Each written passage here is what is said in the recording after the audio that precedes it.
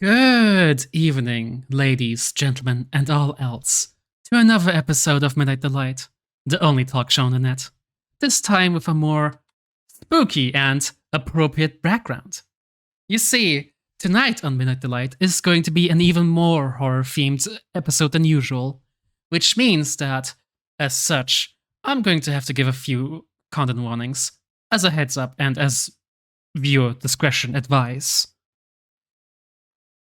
This Midnight Delight is going to focus on a lot of horror subjects: blood, gore, just general horror imagery.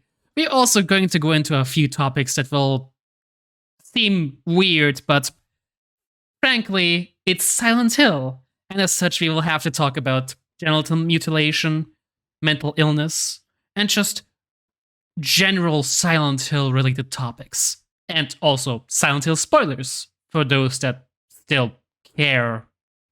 Which, if you're watching this podcast, go and play Silent Hill. Like, right now. Do it. Play Silent Hill. Play the original 1 to 4 games. Don't play Downpour. Don't play Origins. Don't pass go over anything that isn't Silent Hill 1 to 4. With maybe Shattered Memories if you have a Wii. Which it's okay, in my opinion. Joined by not just me, your lovely host, the Miss Jackie Joy. I have my partner Summer here, who is here mostly because the two of us share the same obsession with Silent Hill. It is, in fact, thanks to that obsession in Silent Hill that we came together and became partners. And as such, we are going to be talking a lot about Silent Hill and a lot about the weird stuff that is part of the Silent Hill universe, which also includes the really stupid movies, which, God, I am excited to get into. Oh, God. The Silent Hill movies are a relic of just... Oh, boy. A more stupid time. A frankly idiotic time. A time where they let Christoph Gans produce movies, which was a big mistake. Christoph Gans was basically using that for his sexual pleasure. That's... oh, Jesus. Christoph Gans was a kinky bitch. There's a lot to get into there. Oh, yes, which is why we're talking about this. Oh, there's a lot to get into there. Wait, are we going to start off with the movies? Or... No. I think, No, I don't think we should start off with the movies, but it's coming. It's a coming, ladies, gentlemen, and all else. Oh, it's a coming. So be warned, we are going to be talking about some horrendous material that is existent in the Silent Hill canon.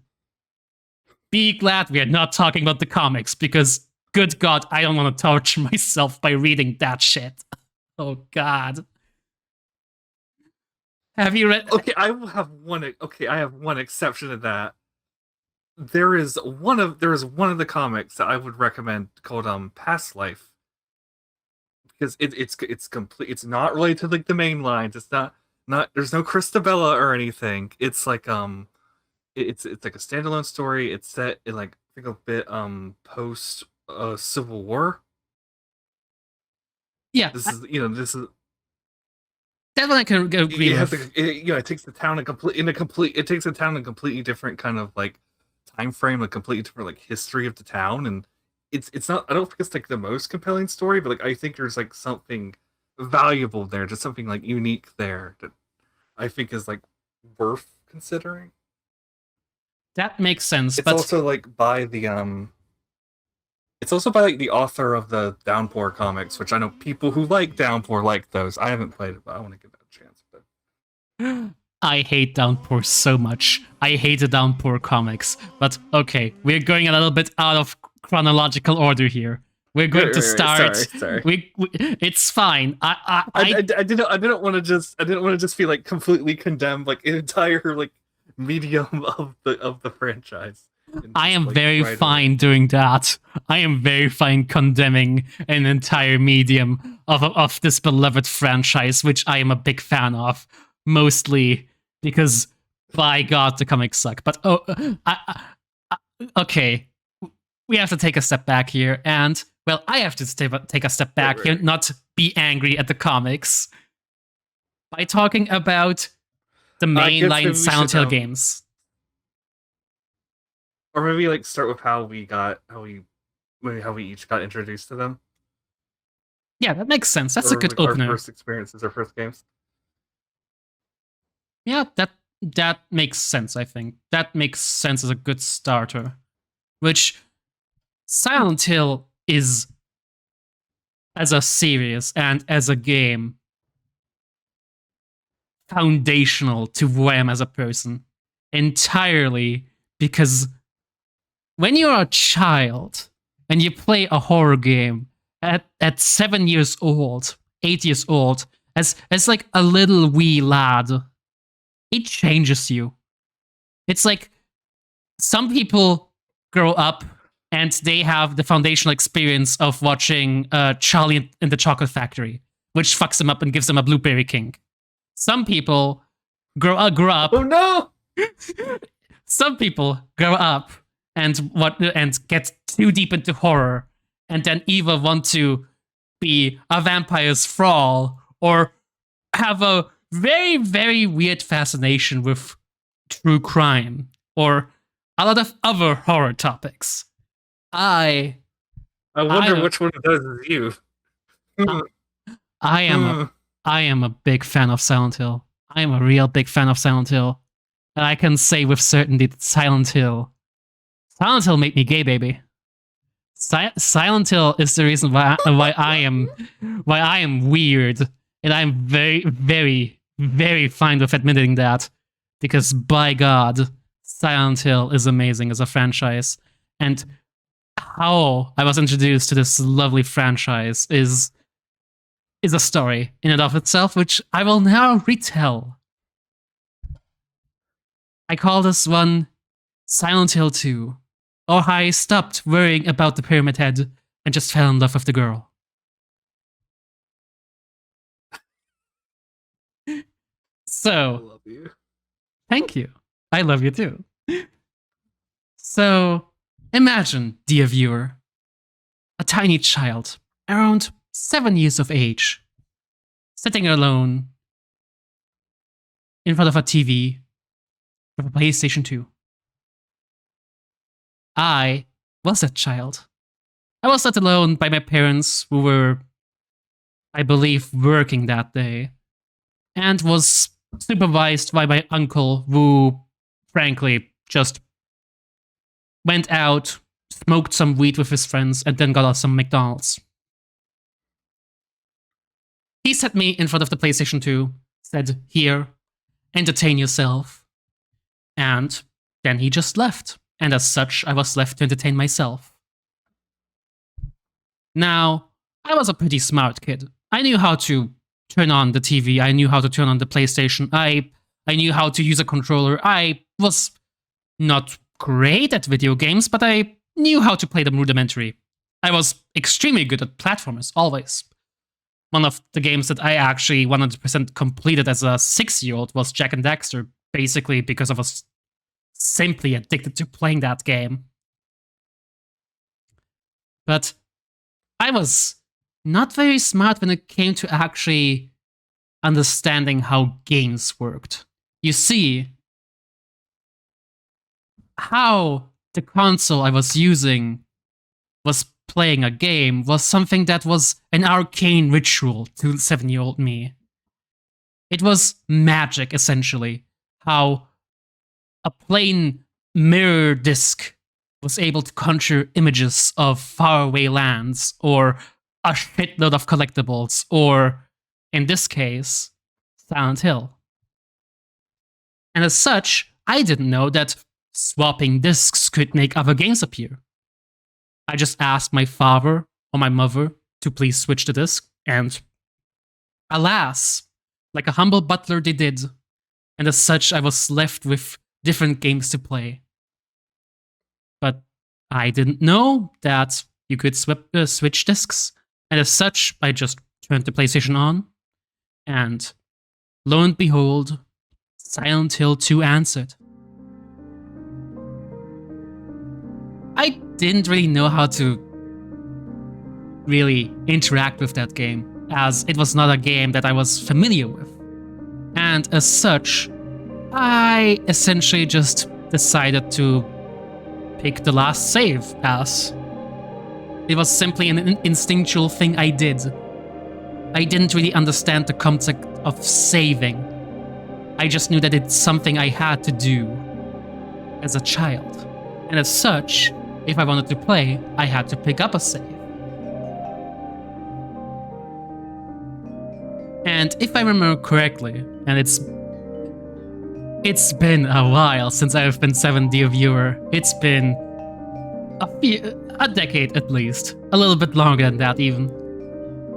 And as such, I remember correctly that he saved right before meeting Maria for the first time, which was at the docks, where you meet her. There's this lovely cutscene of her just introducing herself. Of course, James goes, "Aren't you Maria? Aren't you Mary?" And she goes, "No, silly. I'm Maria. I'm my own person now. It looks like you're seeing ghosts now, isn't it?" And just hearing this sultry, blonde, hot lady in a pencil skirt talk.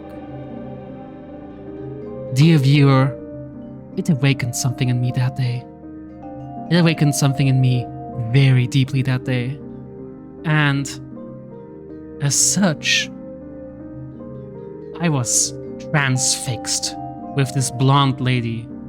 And in that moment, it was really me who was James Sunderland. I was this strange, curious, and frankly horny man who wanted to protect this lady from monsters at all costs. As such, I just continued playing. We got to the Heaven's Night sequence, which I just stood for a while, because Akira Yamaoka knows how to make a good jammer. He was the composer for Silent Hill games until the very end for a reason. That man was a magician when it came to music. And Heaven's Night is frankly still one of my favorite songs to this day. Now, as hopefully most people that are viewing are aware, there is a little bit of a chase sequence with Maria after you get into Heaven's Night. It's a bit of a labyrinth, really, and what you're supposed to do, what is the sensible option, is that you run away, you let Maria die, you let James sulk like a little piss baby, and you continue playing. Oh, my dear viewer, that is not the decision I made today. That is not the decision I made that day. That was the coward's option. And that day, I was determined to kill that pyramid head son of a bitch and get that girl under any circumstance. I wanted the pretty lady's approval badly, which, as a 7-year-old, made entirely sense to me. I needed to protect the lady. That was a huge fucking monster, a very big knife, and it was very much trying to kill us. I spent hours trying to kill Pyramid Head in that section, and it's a futile task. He's just going to kill you, no matter what. You're supposed to run away, but I didn't. I did not try to run away at all. I was stuck in a hell of my own creation for a very beautiful lady. And honestly, viewer, considering the entire point of Silent Hill 2 as a story, it's very fitting that I, myself, in that moment, experienced James Sunderland's entire ordeal in a microcosm. So, after a while, my uncle returned back home with nuggets for me. And he saw me just completely messing up the chase sequence and goes, kid, what the fuck are you doing? And I, bawling at this point, snot running down my nose, am basically forced to say, please, I'm just trying to save the lady. I'm crying. I'm genuinely crying that I cannot save the pretty lady from the scary pyramid head. And my uncle looks at me, not even angry that I touched his save, not even angry that I played the game he wanted to play. He was just completely flabbergasted that I spent hours trying to do the sequence, which was unwinnable by design. And he shuts off the PlayStation 2. I remember being unconsolable for an entire hour. I was a mess.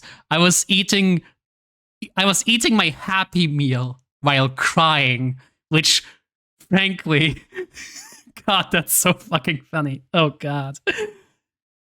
But yeah, that's how I got introduced to Silent Hill.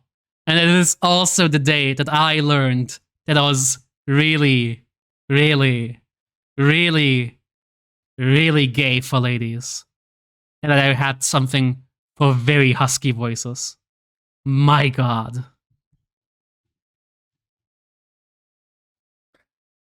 Hmm. I wonder if that's still around to this day.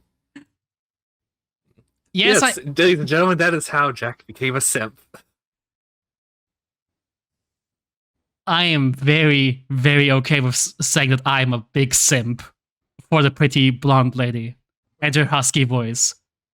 Frankly, oh mama, I'm still very gay for Maria, which I think is very apparent. If you've seen the banner on this very page, you would know. Yes, I don't try to make it a secret, really. Oh boy. And I think when I actually try and finish Silent Hill for realsies, I think I'm like 11, 12, maybe.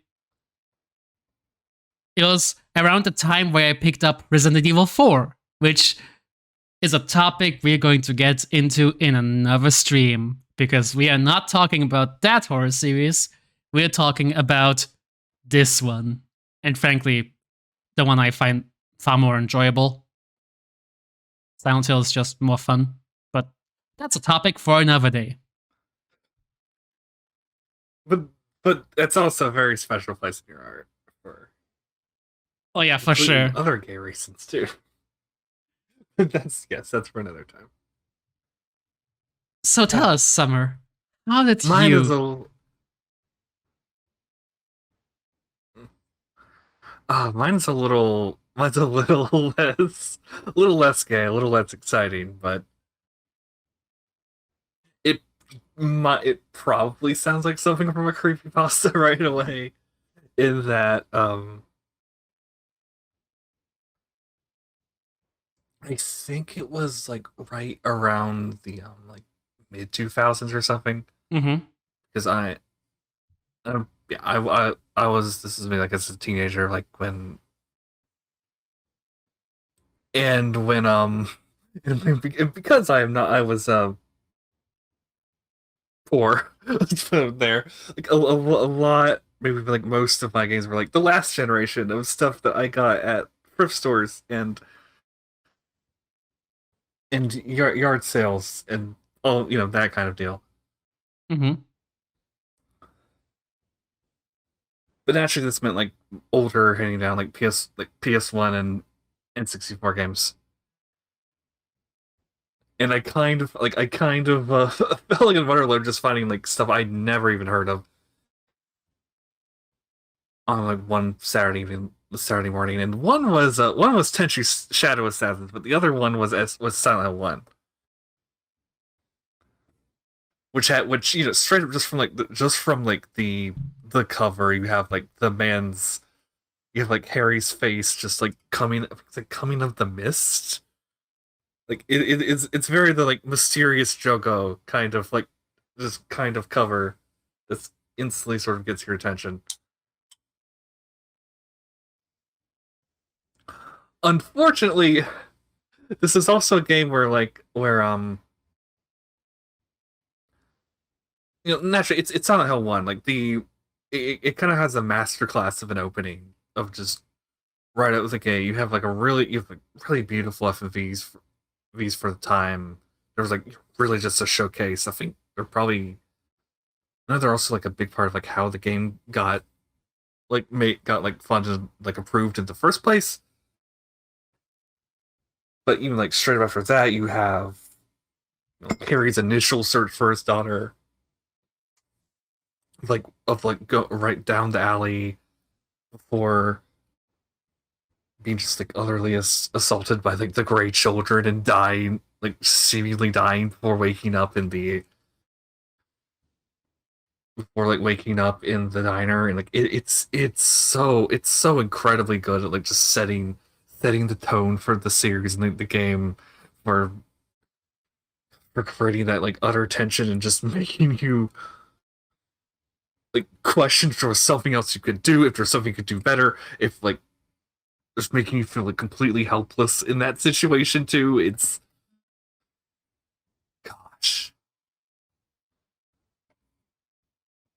Of course, because I was a stupid like 13-year-old, this was completely this was followed up by me being completely lost out of with like no clue what to do on like I think it was like the piano puzzle or something, and then just never even touching the game for like years afterwards. And not even in like not even touching like RE even just because I wasn't really I honestly was not even really into horror, especially zombies at the time.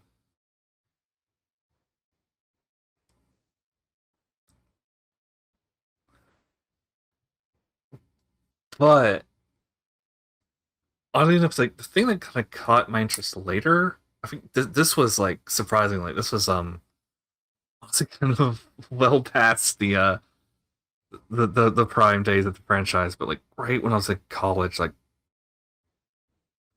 I was um I was like looking up a lot of like game design stuff, mostly just out of interest, and it was a weird blog called like Chris Survival Horror Quest or something, which is like actually like which is actually like really kind of interesting, even though like I'm not sure if it's still around anymore. But one of the posts in there like really got into Silent Hill 3 and kind of I think it was like going into like a lot of its sort of like puzzles, like really kind of sort of like in sort of the kind of adventure game kind of like relations of like the friend of like of the genre to like two horror games and just and a lot of just really just fun like interesting stuff about like the characterization of like Heather and like how like everything you can read in the game is like told through like Heather's voice, and just how like the localization the one like who did like the localization for that just did a lovely job. And yeah, that I think it was also just that was really what kind of sold me on like wanting to give the series like a second chance of like trying to Silent Hill 3 and finding one of my favorite protagonists in just games in general.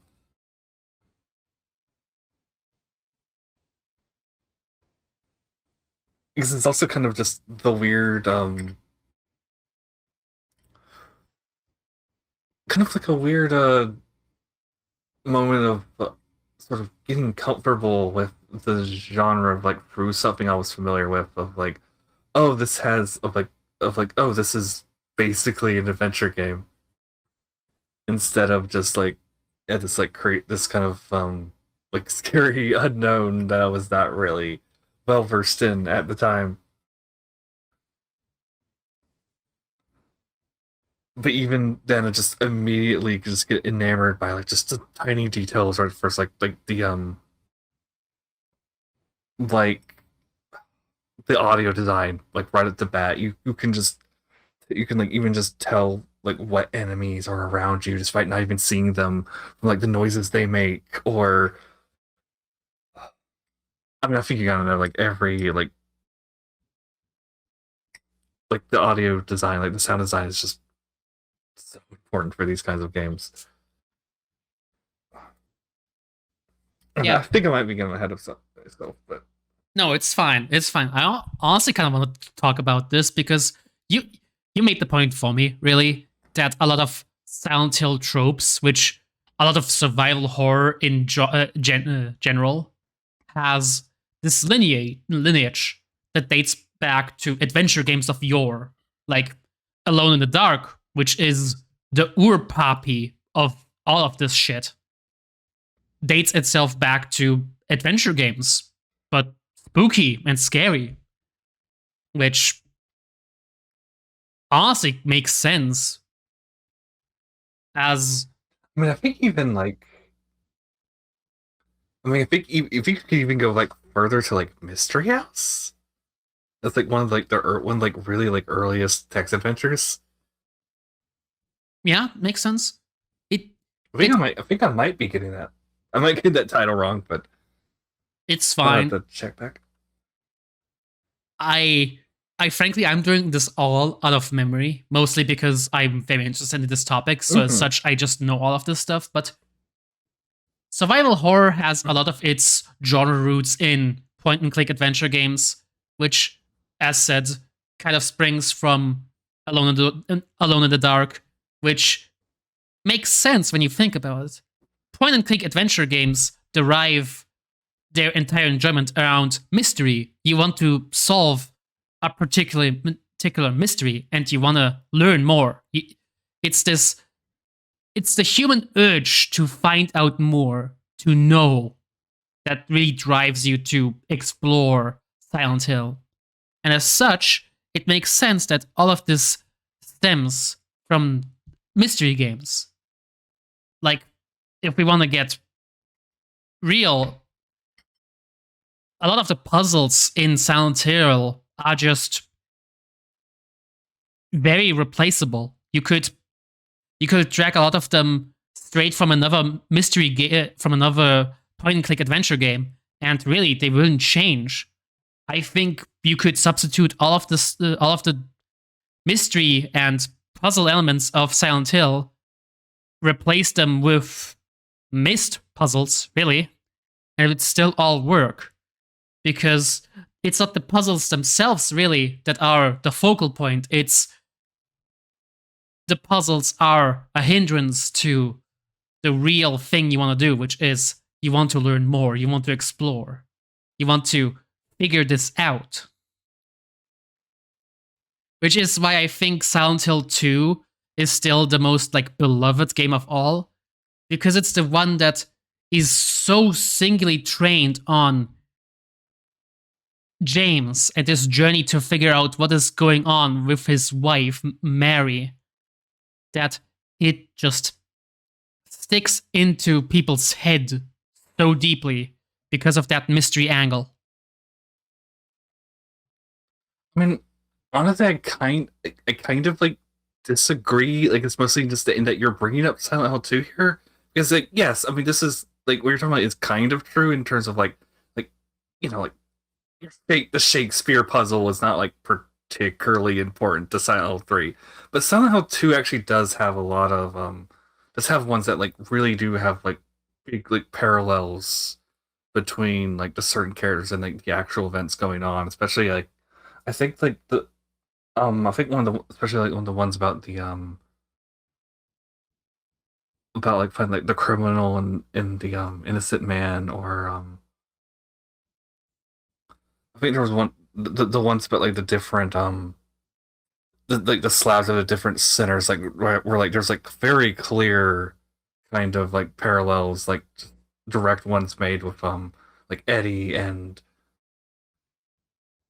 Angela and yeah, like and James. Like I think like Silent Hill 2 especially is like very kind of considered in a lot of instances on on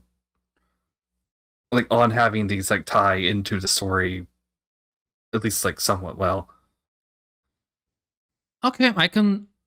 Now that you say it, yeah, I can see that totally. It just, I mean, more. No, I think you're right. Actually, now that I think about it, yeah, the puzzles actually are pretty tied into Silent Hill. I think the issue I'm having now is that the most recent game I played is Downpour, which it's Downpour. So as such, I'm just like, oh yeah, you could replace the puzzles in Downpour with literally missed puzzles. Nobody would give a shit. But then again, it's Downpour, Uh, which is just the most boring and bland of the Silent Hill games.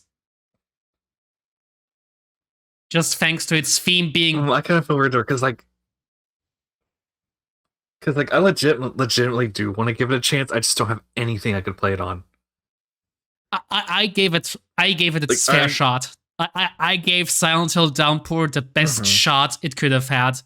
I played it on 360, which was, if I remember correctly, the one fucking platform where it got patched, and it was still not running well. It was a mess, and sometimes, sometimes when I get really annoyed or when something frustrates me really, really big, I can hear Born Fucking Free in the back of my head playing, taunting me. Oh, I can is hear it the this? Oh yeah, that's song. the one that does. This is the only one that doesn't have like a Yamaoka's music, right? Yes, Downpour is the only Silent And Hill. what? And it has the corn. It has the corn song. Yes, it has a fucking I corn think. song. It has the audio producer from Dexter in it, which I have not watched Dexter, so I can't really say any of his like actual TV work. But I can safely say this man needs to stick to TV because my god, the amount of times he played Born Free in Silent Hill Downpour is ridiculous. And I get it. I fucking get it. It's very thematic. You have a prisoner here. You have him in a hell of his own creation. You have him in Silent Hill, which is inherently antagonistic to anyone who is currently in the town itself. You don't have to annoy me, the player specifically, by playing Born Free every fucking second you can. I get it. I get it. Murphy Pendleton is a fucking prisoner. He is stuck in Silent Hill like he was in prison. I don't give a shit. Stop playing Born Free. God. Uh, oh, what are you talking about? With like, you mentioned like the 360. I was like, I think it's actually kind of worth mentioning. Like, what stuff is like actually available? That's kind of a problem because I believe like all that's like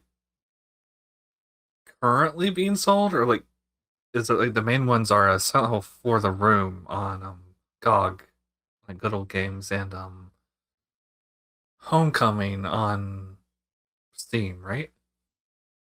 I think the PS1 classics of one might be on like the Sony consoles, but that's kind of its own sort of hurdle with, with stuff with the PS3 recently.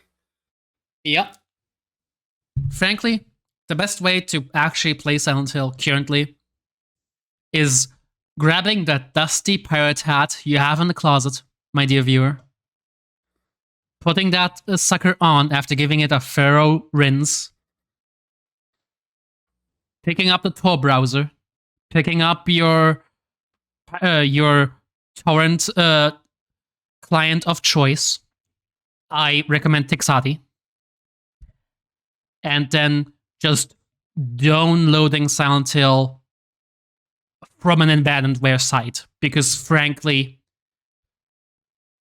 any Silent Hill you can currently play besides Silent Hill 4, don't pay the ridiculous, like, used games price. Just pirate that shit. And then Trademark is ridiculous. yes, pirate that shit ASAP. And then just download all of the 7 million patches you can get, because by God, modders have basically ship of Theseus Silent Hill at this point into a better looking game. Thanks to just how many people I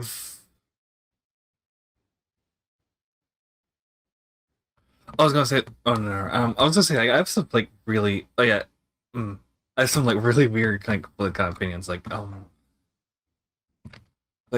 what you were kind of getting at there. Yeah, there's the enhanced edition for Silent Hill 2's PC port, which was like originally it was ass, and like they've done so much to like improve like the lighting, to get like the fog how it's supposed to be, like just a lot of stuff like really like capture like the experience how it's supposed to be on the PS2, and like and just and then you go for like widescreen, like improving the audio quality, even like upscaling like the FMVs. Like there's some incredible work I cannot discuss.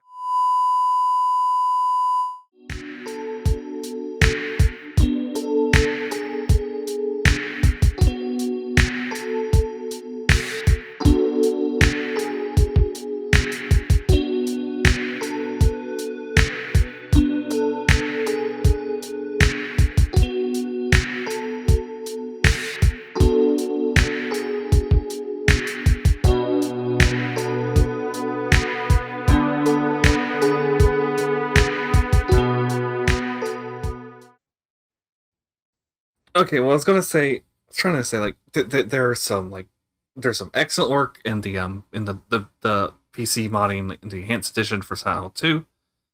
There are like there's like enhancements for the FMVs, for like upscaling it, for like widescreen, for like improving like the sound and like the fog effects and the lighting.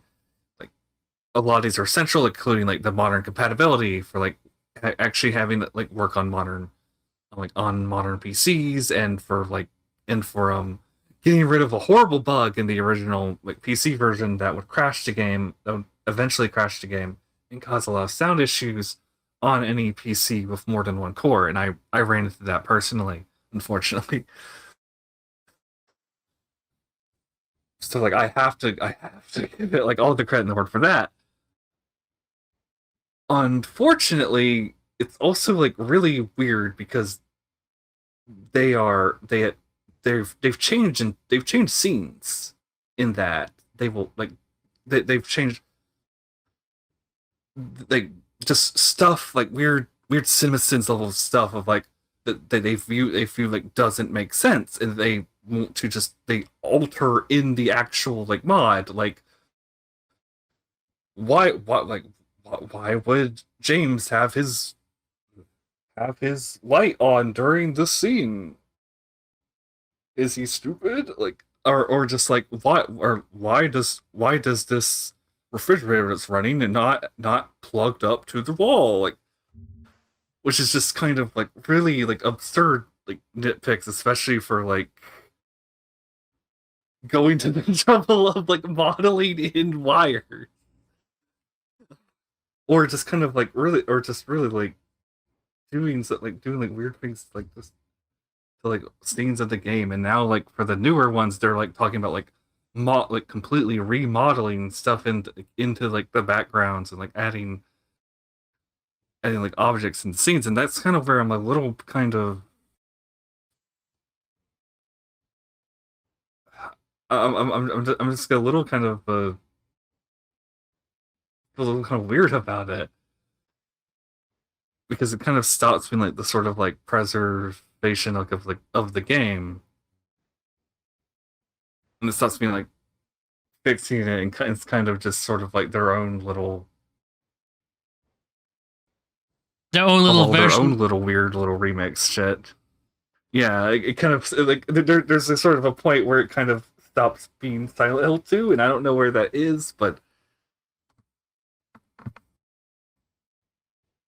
It's fine, it's really. but I can't really say no.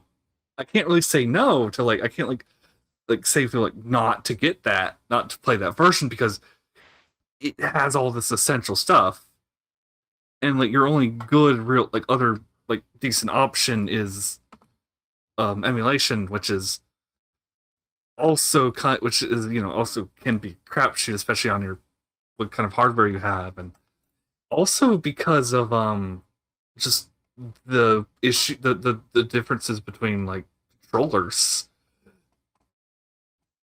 Which is kind of like a weird thing to say, but like because of like the PS2 has its like pressure sensitive buttons, which are like which actually like affect the Silent Hill games on PS2 because of like the melee combat. And like I think in the PC version they just make it like a normal where like you press like forward or like a direction and then you can do the heavy attack. But I think there's a lot of like fiddling you have to do to make that work in the like in like emulating it, or just like having to actually hook up a PS3 controller to the damn thing. But also just the general kind of glitches you can get in emulation. So it's like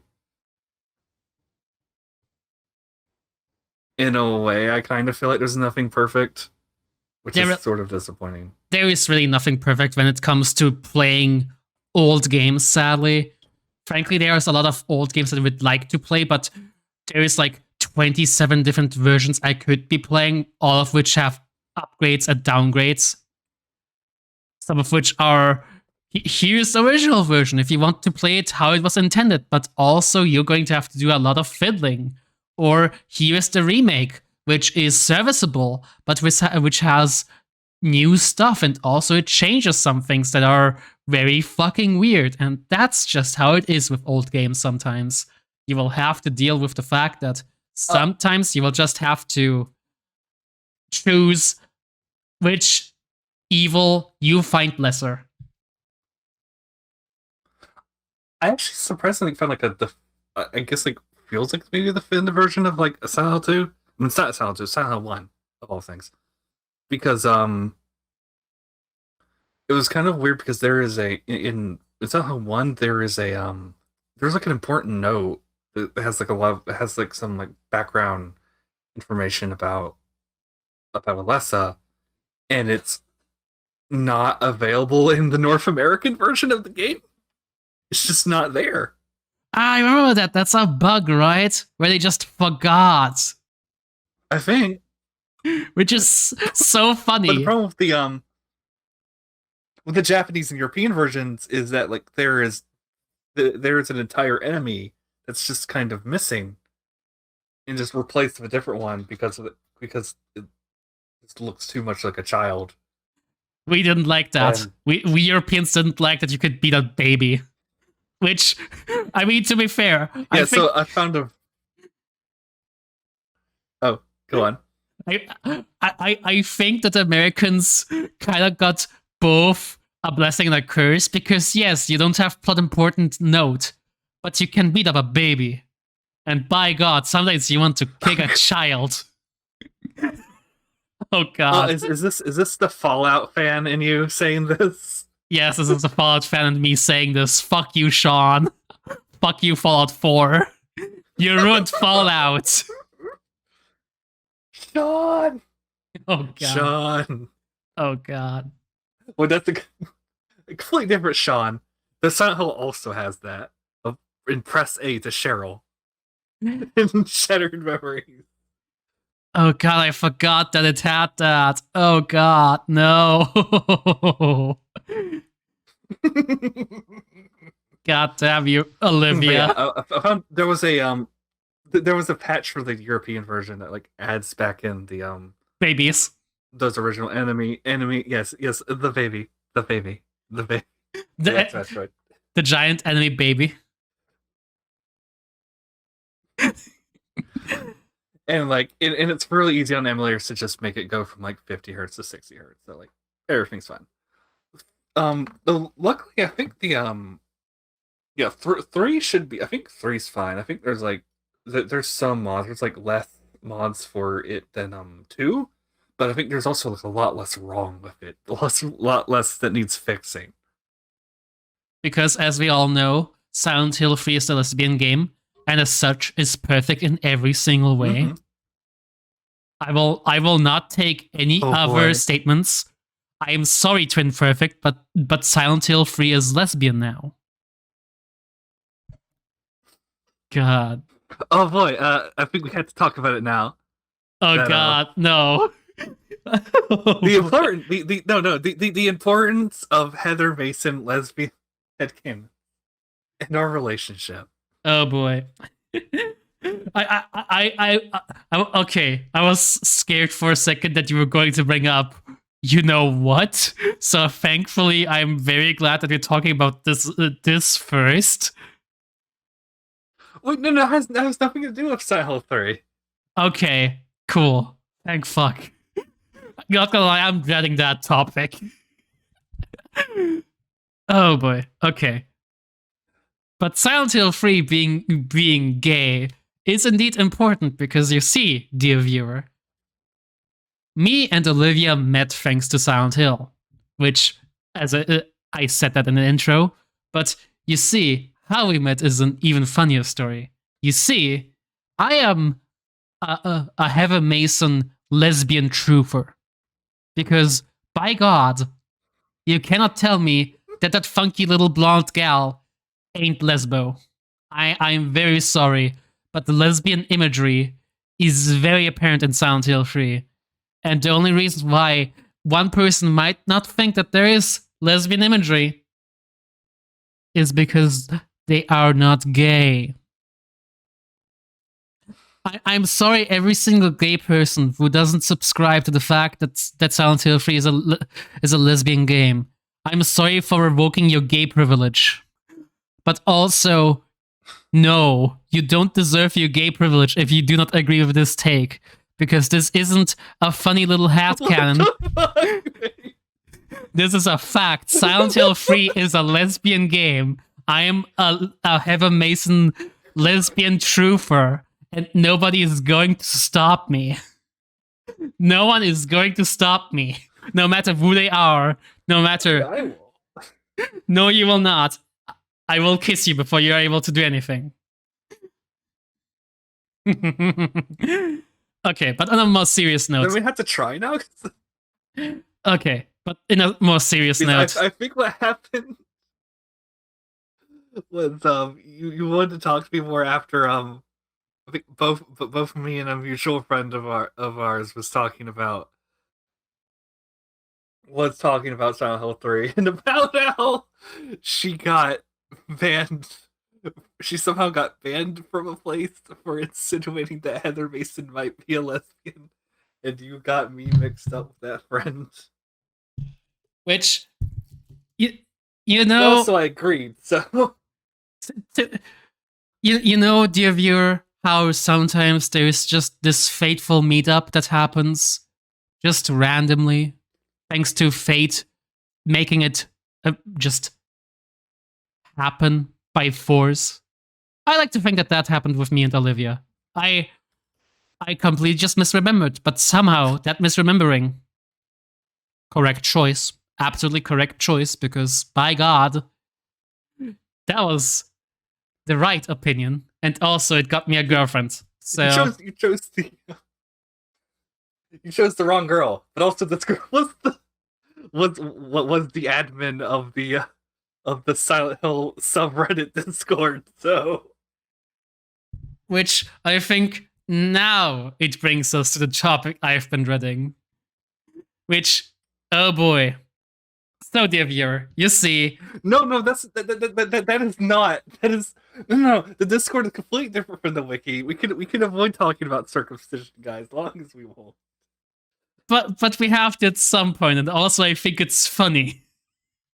I think it's funny that in the Silent Hill fandom, there's just this person that we all collectively agreed to call the circumcision guy entirely because he just keeps making allusions to circumcision happen in Silent Hill that are not there entirely because he's most likely projecting.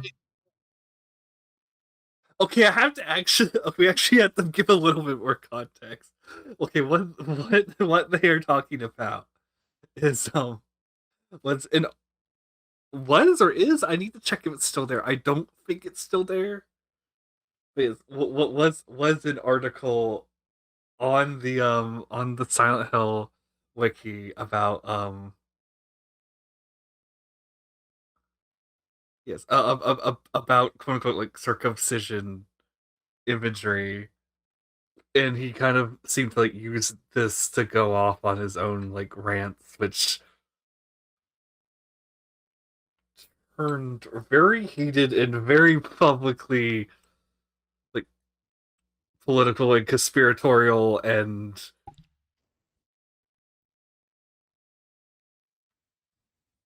oh boy. It's kind of just a deep rabbit hole. You sort of have to see to believe, because it extends to like the Xenosaga wiki. I think it extends to like other wikis like that he was working on, and it gets kind of worse because I believe like he's back on there. He's back on the Silent Hill thing as like a moderator. I think it might be because like the other admin is like his wife or something. Oh boy, every single time we talk about this topic to each other, I keep forgetting just how deep this rabbit hole goes. Good God. Oh, but I guess like the sad thing about it is like this was basically like the biggest thing for like somehow like that fandom, and that like for like a mo for like years, honestly. Which I think is until recently when when Konami announced they were going to be working with Bloober Team, which is a mistake. it was the biggest piece of news. Oh boy, that's a mistake. Bloober Team getting control of Silent Hill as an IP is a mistake. And by God, I hope that they will not make that game. I hope it crashes and burns, which is very unlike me because usually I'm very much an optimist when it comes to video games and like hoping beyond hope that something will end up good entirely because Bloober Team is a horror game studio best renowned for Layers of Fear, which, dear viewers, if you know about Layers of Fear, I am sorry, and you should be compensated. I am so sorry that you haven't actually played it. I have. I know about all of the plagiarism involved in like the art.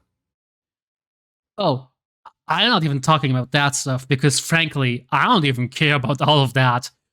Layers of Fear is just. I don't care about the plagiarism. We care about the story. It because like it's so bad that it being plagiarized makes so much sense. It's. Well, I think it's like the artwork in the game. I think it's not like. I know. There's also I think there's also kind of in the medium. It's sort of there. It's just like. It's a frankly incredibly bad game. It makes Five Nights at Freddy's look. If the Oh, I had to ask if the if they're of history with very poor portrayals of mental health start in there instead of like Blair Witch. I do. I believe so. Frankly, I've shut down every single brain cell when it comes to Layers of Fear, entirely because at some point it stopped being a horror game that I was bored by, and it's turned into an accidental comedy, which I was laughing at. I remember this one scene vividly of just this giant baby turning its head exorcist style, and it was supposed to be this creepy moment, but all I could do is just laugh because it was this ginormous baby doll. It was just slowly doing the exorcist thing. It was not really spooky, it was just a giant baby doll twisting its head to look at you. And by God, I guess I need to give a little context of like, well, so why at least I'm worried, or why a lot of people are worried about that. Was that like specifically Konami announced that they were going to be working with Bloober Team on a future project, and Bloober Team's last game, The Medium, is very clearly supposed to be a kind of a Silent Hill successor game, and the medium like sucked. very kind of mediocre. Yes. Okay, I was going to, but yes. Among very important things was a very. There you go. There you go. We are back. Okay.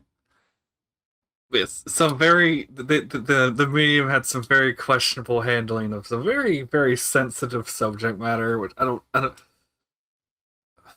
it would just be too exhausting to even go through right now. But is kind of disappointing considering a Silent Hill itself has kind of been more famous for handling these things a lot more gracefully than other games like franchises at the time. It's sad, really, because as said, Silent Hill handled all of this stuff with grace, which was because Silent Hill was a fucking amazing franchise. As long as you kept playing the games. If you were one of those suckers that paid good money to watch the Silent Hill movie, I am very sorry for you. You got scammed. So what you were saying earlier, but like hey, being like an optimist, like I don't know, I'm kind of like the opposite here. Like I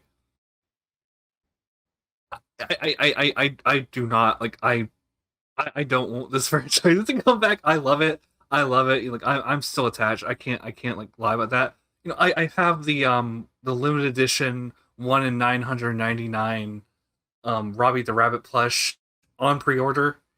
It's going to come to my house and I'm going to have it. Yeah, because I am still a sucker. I am absolutely still a sucker, but it's like it's kind of just this case of like no, it's never coming back in like not in the way you think it is, not the way you want it to be. It's not like there probably will be a new game, but she's not going to be your Mary. She has turned into something Like, else. even like there never was like a team Silent. There never was any kind of like a consistent like team. There wasn't like a complete like creative like coherent like like creative vision span like the whole series of like what or end of like what people consider like the good ones or whatever. But things have changed. Things have moved on. And He's gone. and this is a I would argue that that even just horror itself is not something that's necessarily good for a long running series. Yeah, I suppose I can agree with that, even if.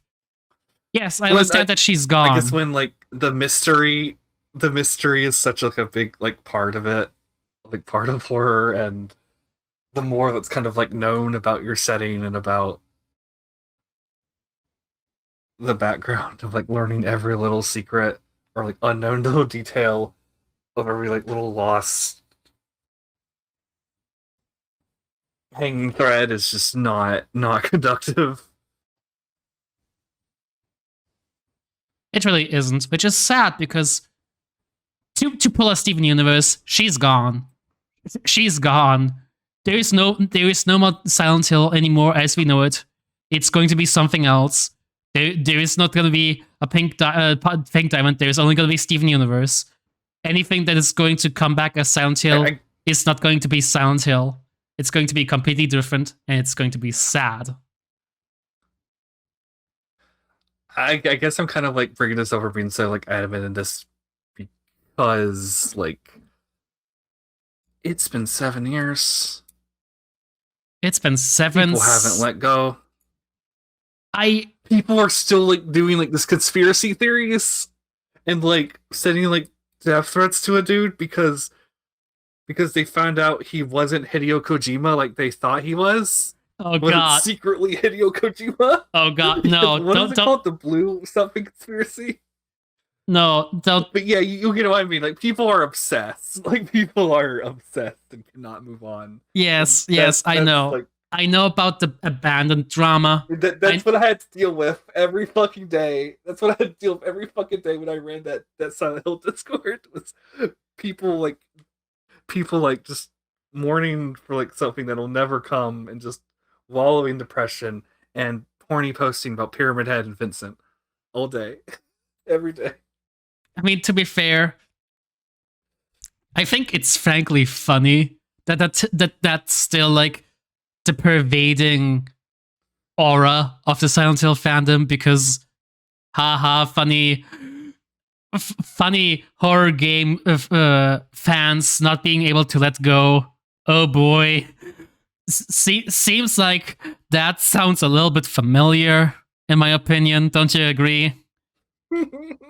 I wonder where I heard about somebody not being able to let go and wallowing in delusion and depression. Oh, I wonder. All you care about is that dead wife of yours. How can you sit there and wallow in depression? There are monsters outside. Oh no, that was not the quote. I think I fucked up. Oh well, it's fine. How can you sit there and eat pizza? It's fine. Oh god. People understood. Yes, most people will get this, and even if they won't, it's fine. It's fine, really. I think though that the reason why people are still so obsessed with Silent Hill after all of this time is that, frankly, and I will say this as somebody who really enjoys Resident Evil, it's the superior horror game. Silent Hill is as cheesy and as just mind-bogglingly stupid as it can be sometimes. It's some of the best survival horror that people can get. It's some of the best horror that people can get, really.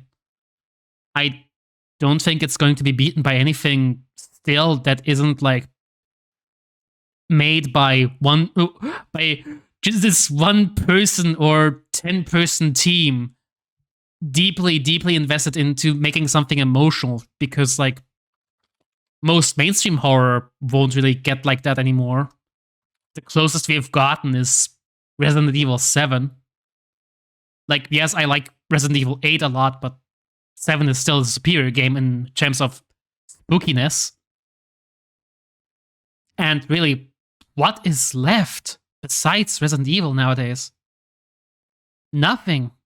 Everything is kind of dead. There isn't really a lot of horror anymore. It's all gone. It's went to.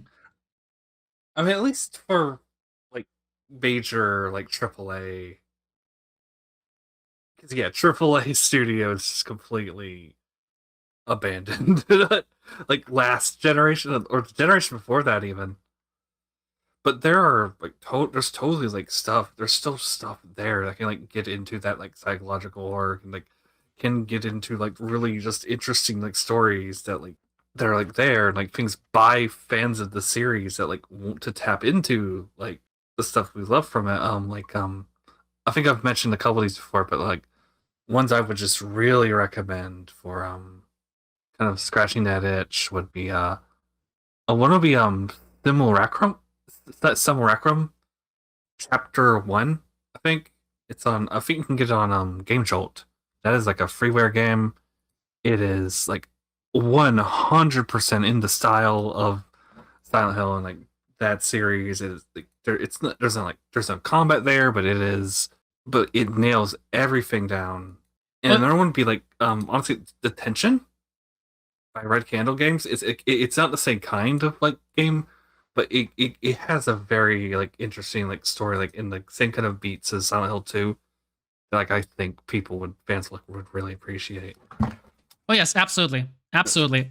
I I generally, as I said, I'm not talking about like indie horror games really, because as I said, indie horror is Right. alive and thriving. I mean, Mm-hmm. we just have to look at the popularity Yeah, of. that's also kind of Sorry, you first. yeah, that's also kind of part of the problem because like Silent Hill was also like very kind of accessible. It was a lot of people's like Babby's first horror like series of games, which is not like a knock against it or anyone who got into this stuff because of that, because that was me. And it was me.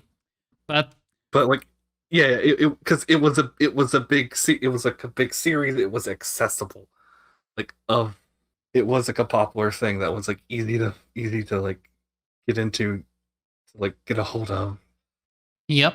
But And there is not like much in the AAA space. there isn't anymore because frankly it's either independent or bust.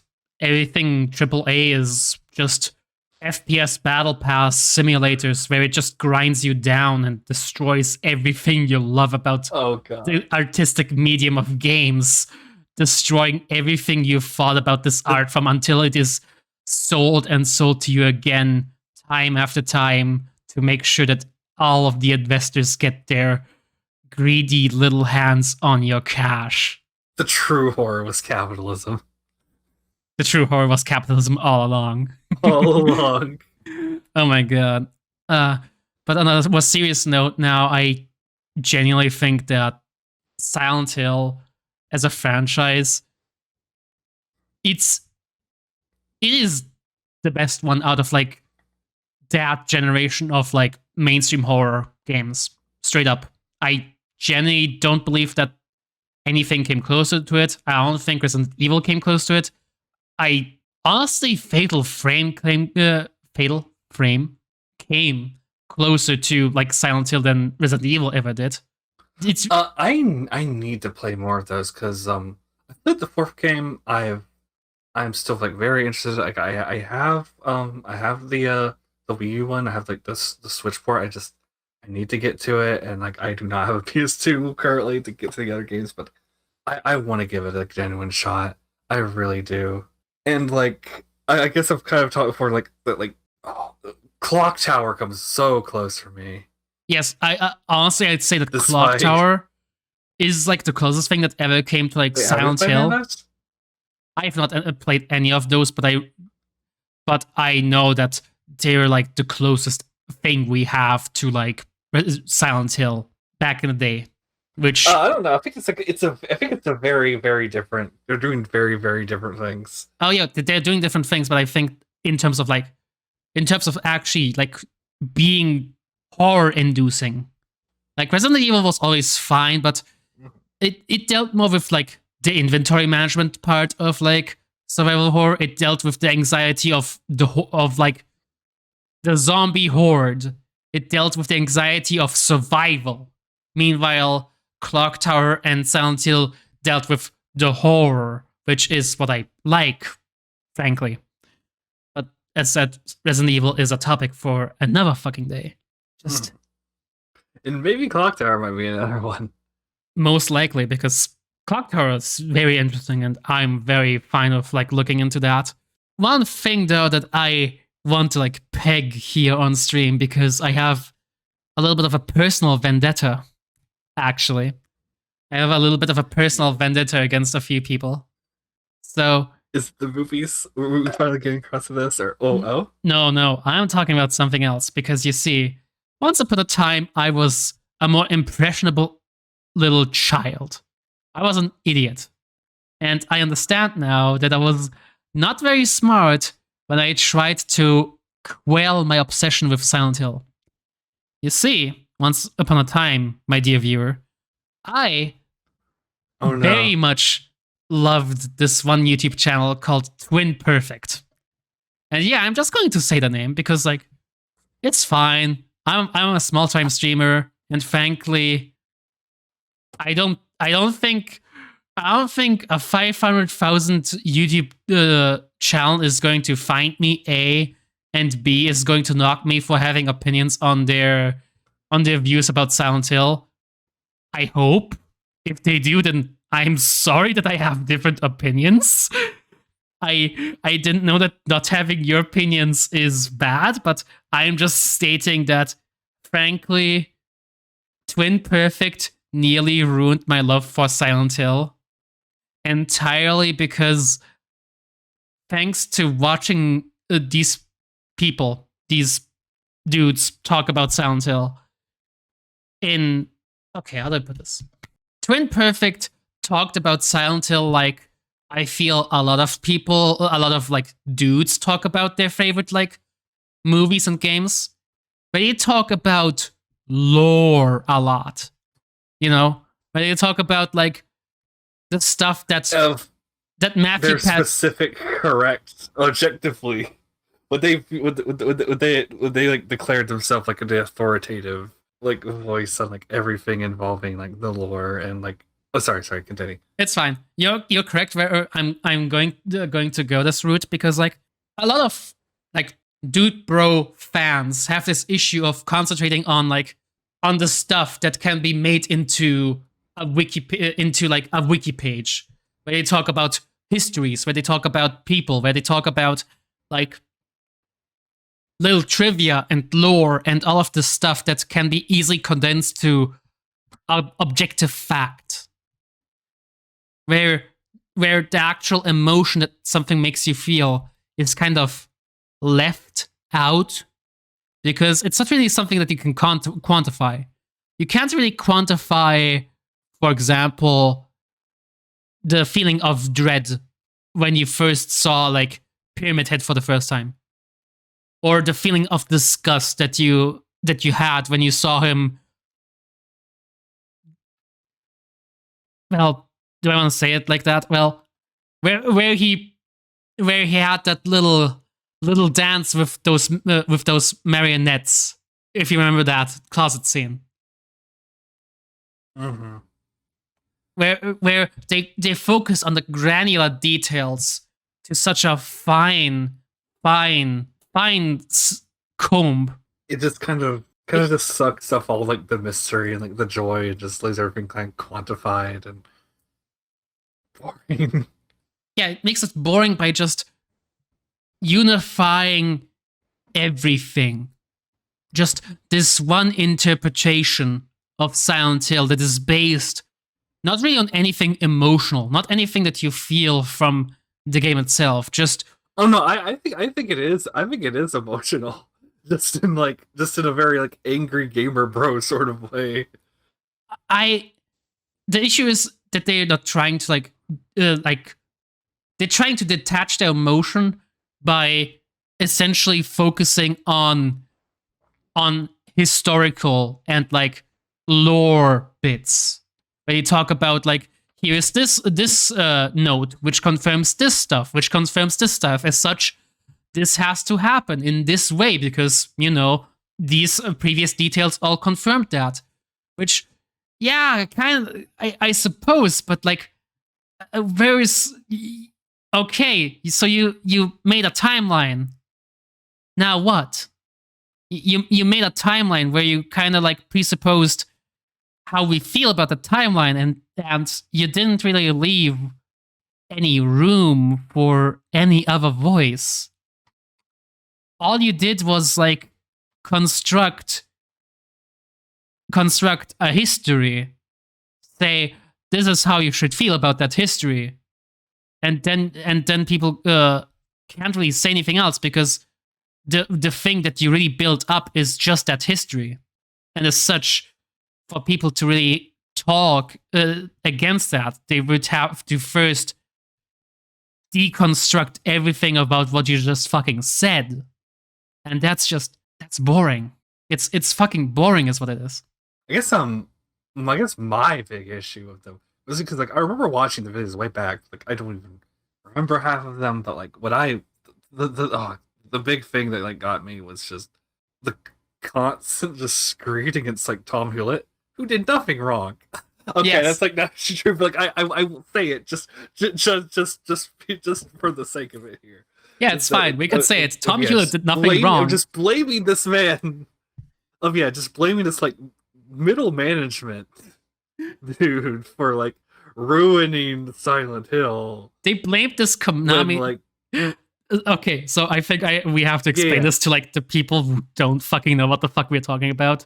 Okay. So, okay, Tom Hewlett, for the viewers who don't know, is this poor fucker who was hired by Konami to basically be their little history keeper about Silent Hill. He was kind of like a producer.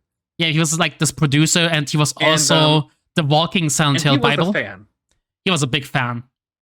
Yeah, he was a fan. He was basically one of us, and he's like, and yeah, as a result, he was, especially like being someone who spoke English, like he was kind of like there on like the social media a lot, and he was very much like okay with being like a PR kind of rep, especially when it came to that series.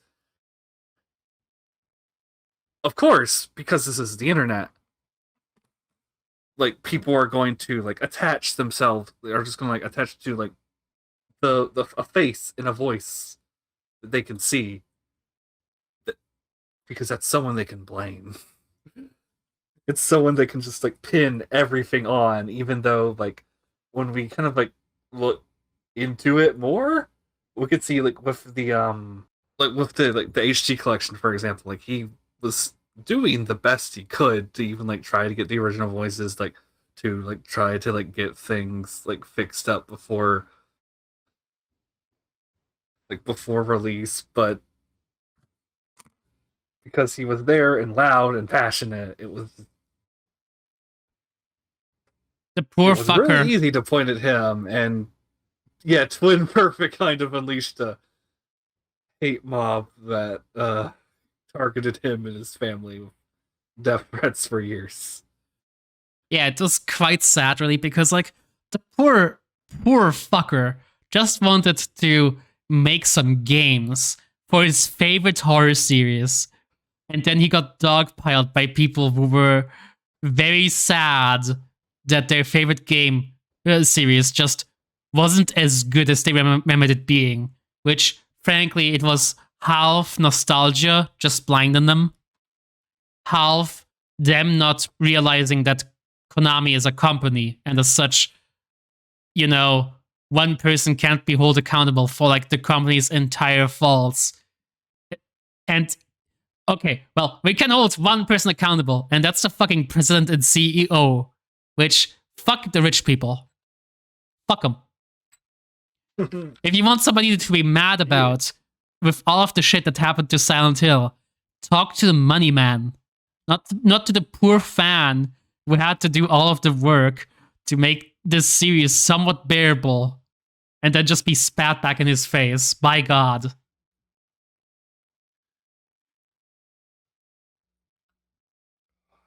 This was my personal little rant against Twin Perfect. I'm very thankful to have had this time, because frankly, I wanted to talk about this phenomenon of dude bros just like sucking the fun out of things, which I think most viewers who will watch this now and in the future will sort of be able to relate, because dude bros like this exist in every single fandom. I mean, MatPat made an entire career out of just doing that for FNAF.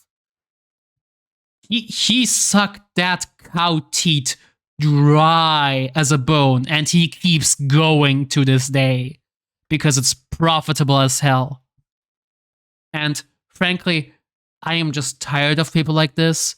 I the only person I still watch to this day is actually MatPat, entirely to see this poor man now being the cow itself, slowly being bled dry by FNAF itself. It brings me great joy to see somebody like that just get comeuppance for sucking the love out of video games. Because yes, video games can be fucking silly, but they're still an art form, and I would like to appreciate that art form as much as possible. Thank you.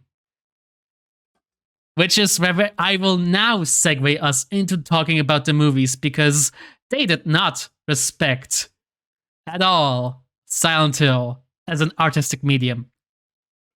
And also, Christoph Gans got his rocks off on set.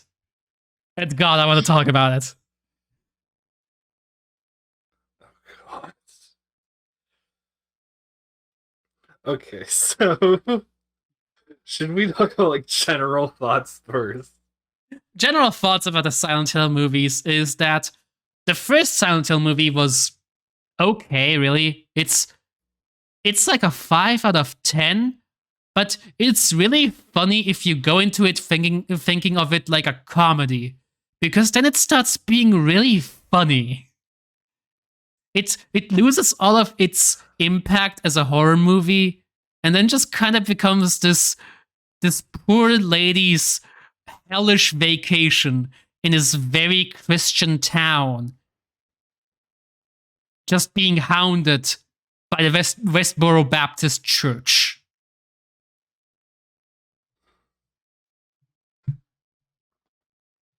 I'm not sure if like if I have like a very different like necessarily different. Like it's for me, it's like I think there are genuinely like really good scenes, like individual scenes. There are like moments where things are just translated just perfectly, or like the atmosphere is like just down, like the monster designs look great, like even I mean, so in some ways, you're kind of like cheating with like some designs or like the music, because it's kind of there's stuff like already like from the series. Even like the music is just straight up like the tracks from the game, but it's the stuff is like there, like the feeling is there, like and like there is like actual like legitimate like honest to god like tension in a lot of these scenes, and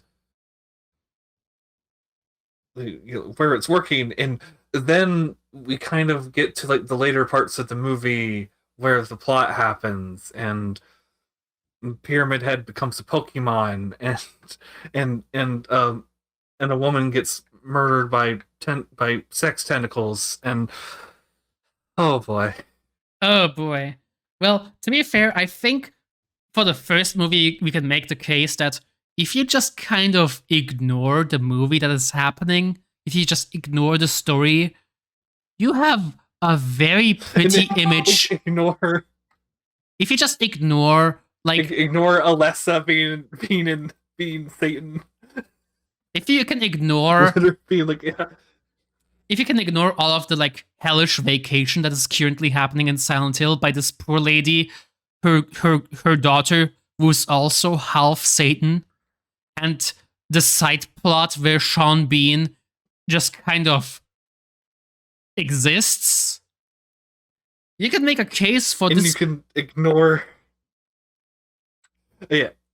And you can ignore the director talking about how he couldn't have Harry Mason as the protagonist because he thought being a good parent was inherently feminine. Which was entirely an excuse to have more ladies on screen. Which, buddy, just be honest and say that you wanted to see more sexy ladies on screen. We get it.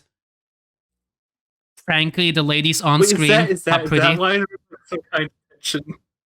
Is that why there's some kind of tension between crap, what's her name? Who's like the Harry Mason and Sir like lady? And I don't know. I don't know the actor's name. Wait, we could just Google this shit. Actually,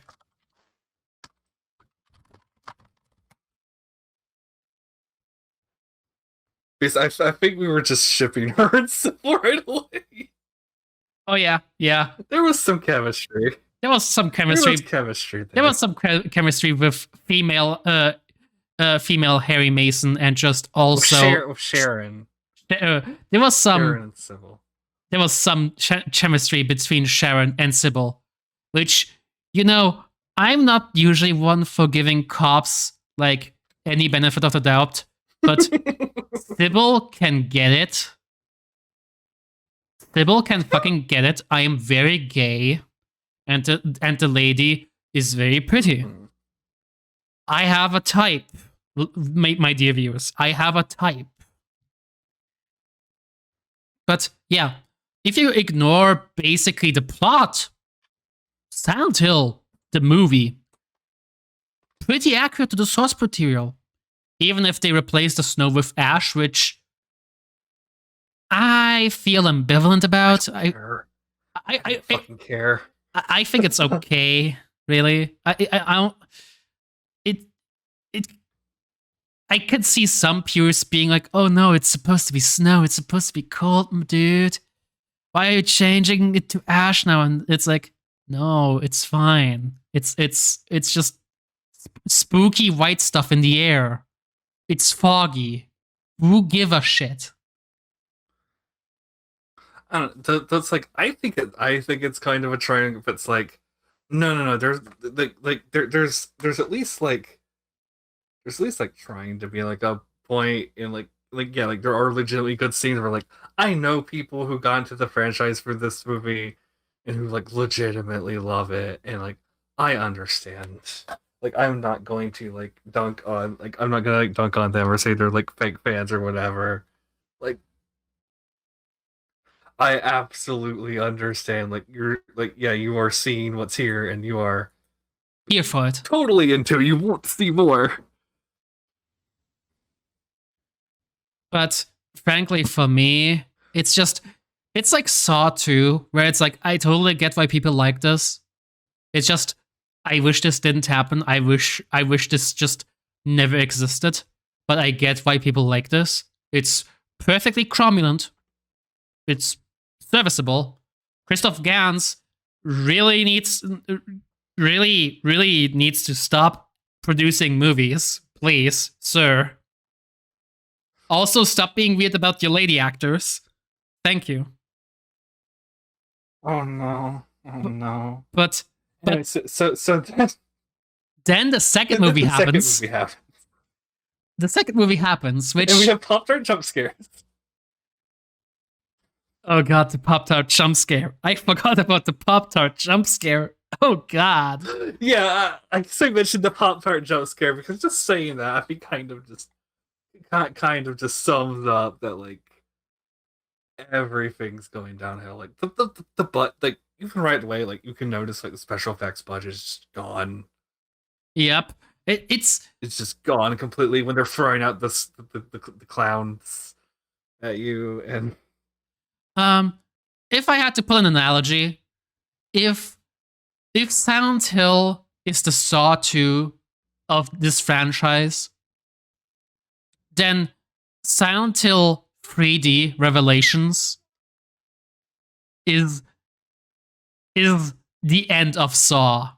It's Saw 3D, which is an insult. I guess the better like connection is like the first one is something you could enjoy unironically. 3D Revelations is the one that you watch piss drunk. Oh, absolutely. Well, if you're like yeah, like on a date or with like some friends, or you would just laugh at the fucking absurdities of like Heather Mason in high school for being like just trying to like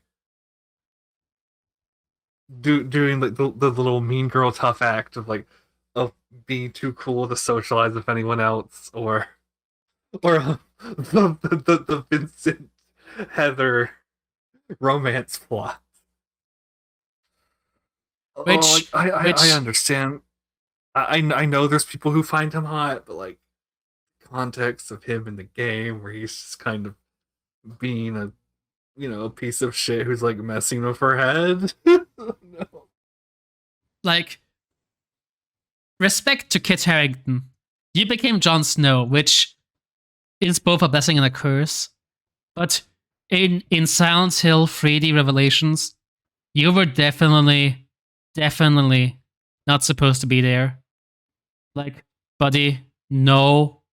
Why were you there? You could have done so much better, and you were part of Silent Hill 3D. Frankly, I don't think I think you needed to fire that agent who got you that job because, frankly, that movie all around. Silent Hill 3D was a mistake, but it was also a very funny mistake, which Oh yeah, when the oh yeah, that's when the full Pyramid Head Pokemon battles take place. exactly that's when the Pyramid Head Pokemon battles take No, place. yeah. When Heather uses Pyramid Head as her stand, Oh god. summons. Oh no, no. Oh god! I found something even more cursed. I was talking about Vincent and like we could describe Vincent, video game Vincent, in 3 words. It is manipulate, mansplain, male wife. Oh god, no.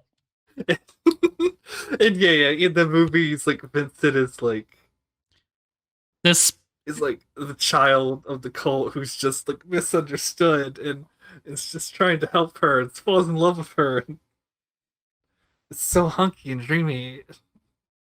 it's just a miss. Oh. It's hilarious how Injecting heterosexuality into Style 3 was a mistake. exactly they tried to do something sacrilegious and it failed because, as we all know, Silent Hill 3 is lesbian.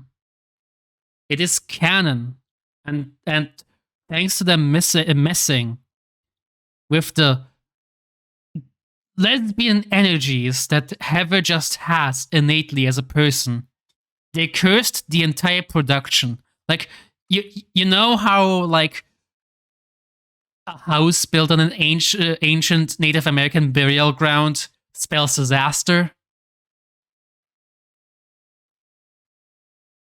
That's what happened to this movie.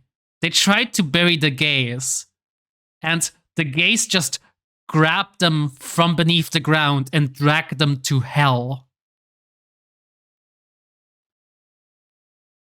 Which, I'm sorry. Can you give me 1 moment? I just need to. I'll be back in like 2 minutes. take your time. West.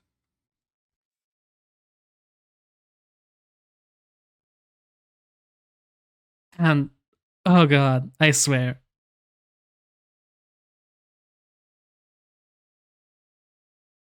Just, actually, for the audience, I'm gonna do something real fun. I'm gonna do something real fun. Because I'm going to show you the Pop-Tart jump scare. Because I think it would be funny to show you that jump scare.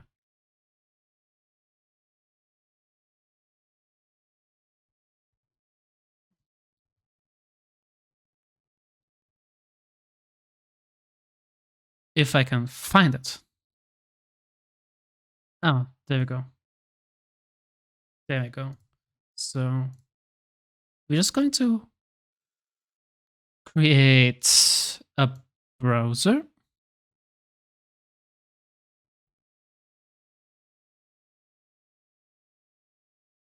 Oh, that does not work.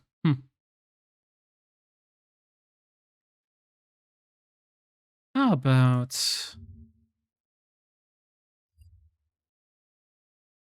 if I just...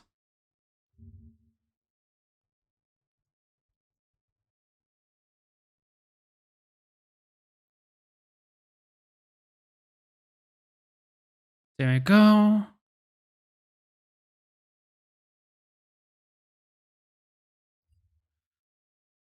Add media source.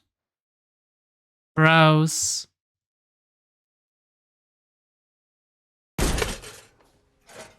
Okay, I'm back. God, that's actually fucking stupid. Just, that's the entire scene. It's 2 seconds of just... What's stupid? I showed the Pop-Tart jump scare scene on stream. Oh god. Just this 2 seconds of sudden Pop-Tart. You know what? I'm gonna keep this. I'm gonna keep this as an element. Just at random intervals. Poop. Pop-Tart jump scare. Poop. No, it's gonna be like the sub animation.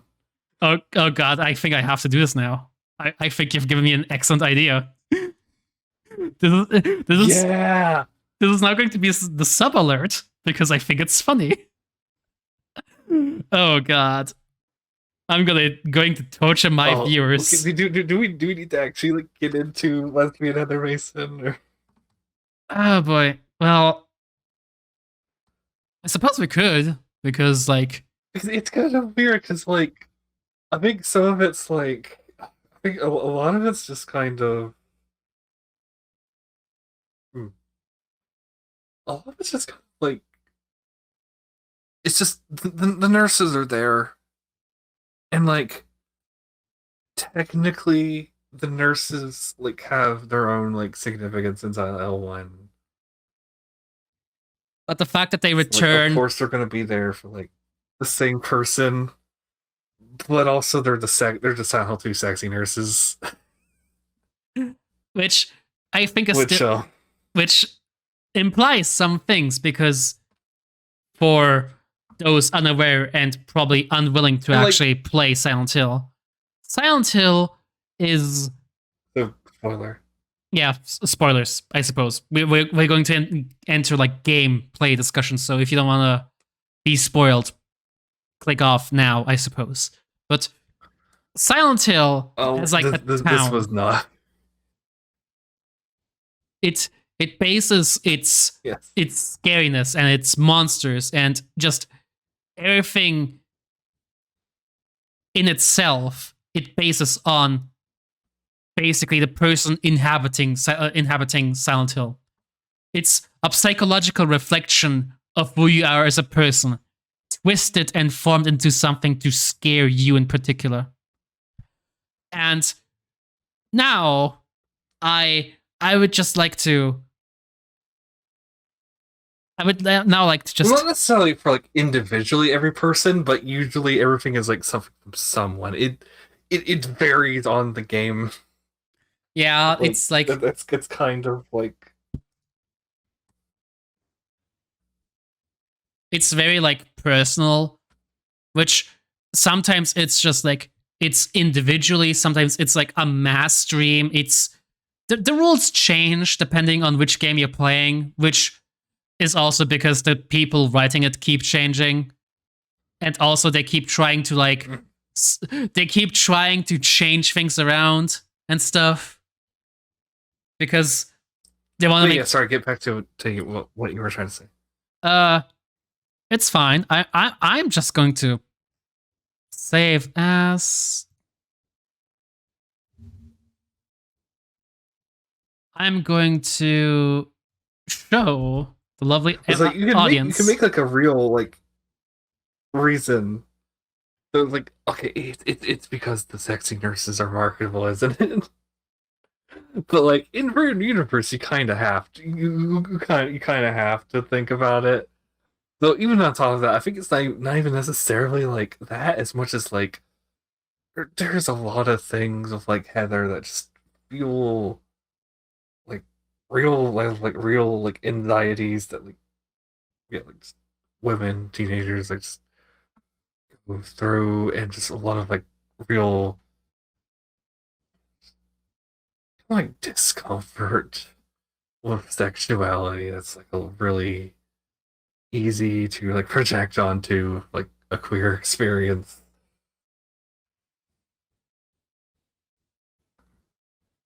It's also very easy to just read a lot of the things that Heather does as like anxieties about being closeted. Thanks to that, it's a lot of stuff that, frankly, if you're looking for it, you kind of can fit the pieces in, which it's just like that with Silent Hill. You can really interpret things many different ways entirely thanks to just being able to slot everything in because it's very. Silent Hill is a very amazing example of just a video game mirror.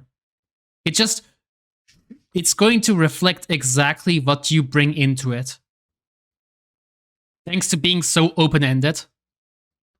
Because there's just a lot of things that can be universally read that really are just a reflection of who the person playing is.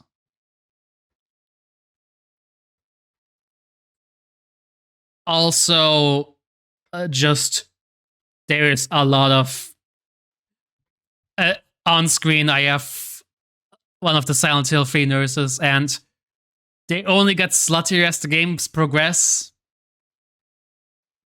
They just become more bimbofied, just like Pyramid Head. Pyramid Head starts as this. Oh yeah, have you? I have seen the bimbofication. Oh, sorry.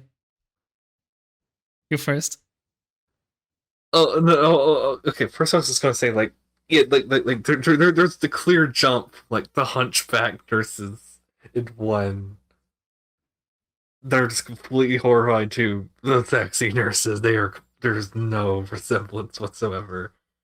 But yeah, also just saying like, oh yeah, it's the movie. It's utterly the movie's fault with Pyramid Head. Yeah, the movies changed Pyramid Head from this. They made him buff. Yeah, they made him a beefy Bara.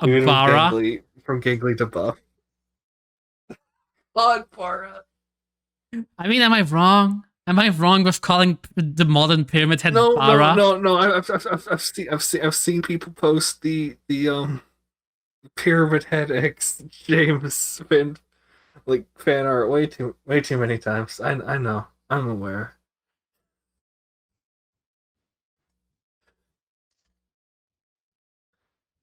And it's just, yeah. Silent Hill is beautiful as a franchise like that. You're able to just absolutely get anything you want from it because it's very, very malleable.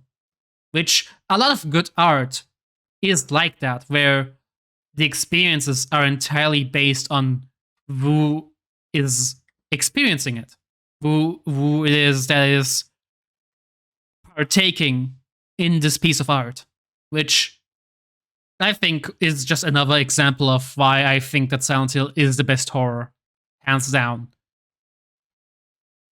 There's a lot of stuff that is very centered around American anxieties, which I think is very funny considering most of the people that created Silent Hill were Japanese.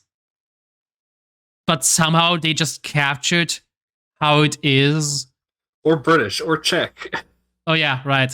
I don't acknowledge these as the real developers. I'm sorry. Silent Hill is staying Japanese to me, damn it. Silent Hill 1 to 4 are the only real ones. I'm just trying to emphasize that like, Americans are just not like even in the case where like there's different developers. It hasn't been even in the case where there has been like non-Japanese developers. They typically weren't American. Yep, they weren't American, and somehow it was never like pure Americana. It was always like there was always the filter. There was always this filter of fascination with Americana, which I get as somebody who's European. I get this fascination with just America itself, the small town, middle of nowhere, this liminal space where I I, well, I used to not really be able to like relate because, well, I'd never been to America before like a few months ago. But America was always something both real and at the same time not real. It was this unsettling mix of I knew that America was there, but the only like images I had was from American pop culture, and as such, it was always kind of weird seeing like just Americana happen, like pop up in media that I consumed. And Silent It's just Hill inherently unreal. is inherently unreal. Honestly, still kind of unreal, even with me having been in America, mostly because America, just from like state to state, is very different. Which, yes, for those in America, is very obvious. But as somebody who's European, was not really expected because, like, well, I don't want to say that every single European country is the same because, frankly, they aren't.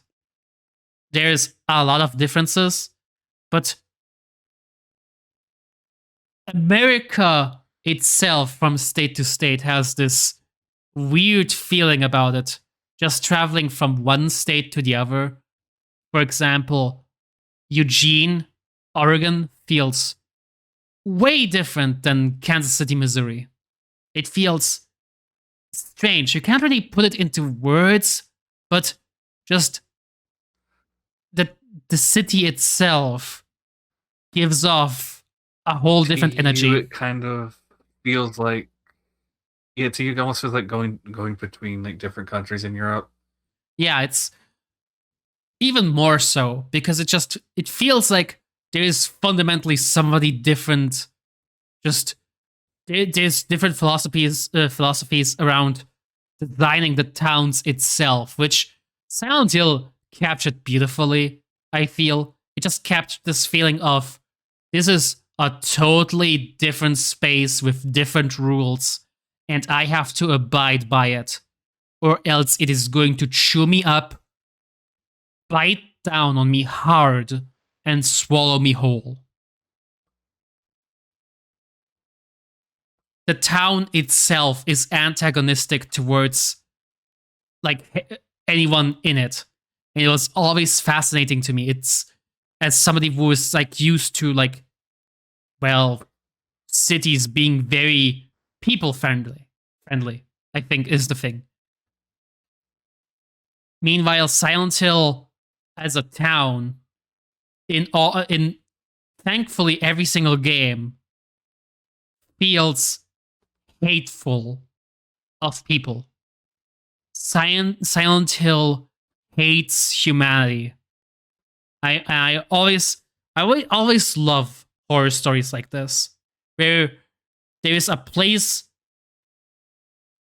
a town, a house, a small like little village, just anything really, any human creation that hates humanity. I find so interesting because not just how it hates humanity, but also how interesting that place becomes, because the architecture changes. It it feels designed from like being accessible to a human to just trying to become as inaccessible and as barred off as possible. It closes itself off, trying to keep us out. And the more we try and dig into Silent Hill, the more it's resisting, the more it wants us to leave. And I think that's In the psychology of the modern civilized human being, it is difficult to overstate the significance of the house. God damn it. God damn it, you mentioned fucking anatomy. To be fair, it fits perfectly here. It fits perfectly here. It's probably why I love anatomy so much because I know you love it. Like, yeah, I had to. Yeah, you're talking about like a hostile space. I had to say it.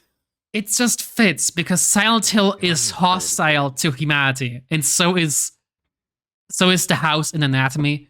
It's probably my two favorite like pieces of horror media besides like Saw.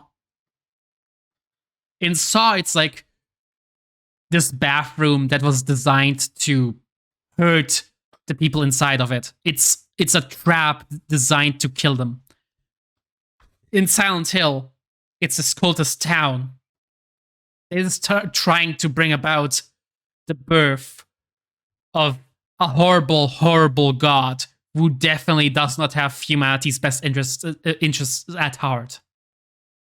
In Anatomy, it is a house that has been left forgotten by people, which now is trying and trying so fucking hard to make sure that no human ever stays there for long. It fascinates me so deeply because, like, as said, Silent Hill captures this feeling of Americana perfectly, where every town is designed to hate people. Or at least it feels like this. It feels like every single town in America hates people. And Silent Hill hates us the most. Make me think of the damn anti-homelessness benches. Oh Like, that's god. like the extreme example, but that's like the first thing that comes to my mind of just like literally hostile architecture. Yeah, I think that's the logical extreme, but I just think like even just the way that Silent Hill contorts and tries to like make itself like inaccessible. Like for example, the road leading out of Silent Hill is just completely collapsed. Fuck. There was a hole here. Shit's locked. All the doors are rusted. Yeah, all of the doors are locked. Everything is rusted. There was a hole here. Cases it's where like gone the map now. even changes. Yeah, the map constantly Even, changes. like between like the transitions between like between the regular world and the other world. Yeah, it's the other world is like essentially the town itself going, okay, you want to visit us? Fine. Here's the most dirty version of us. Enjoy, sucker. Hope you enjoyed this little backroom view of this little town you apparently enjoy so much. You fucking idiot, you imbecile. Want to see how far you can get now, huh? It's honestly just like it fuels just how much you're interested in it, thanks to just it.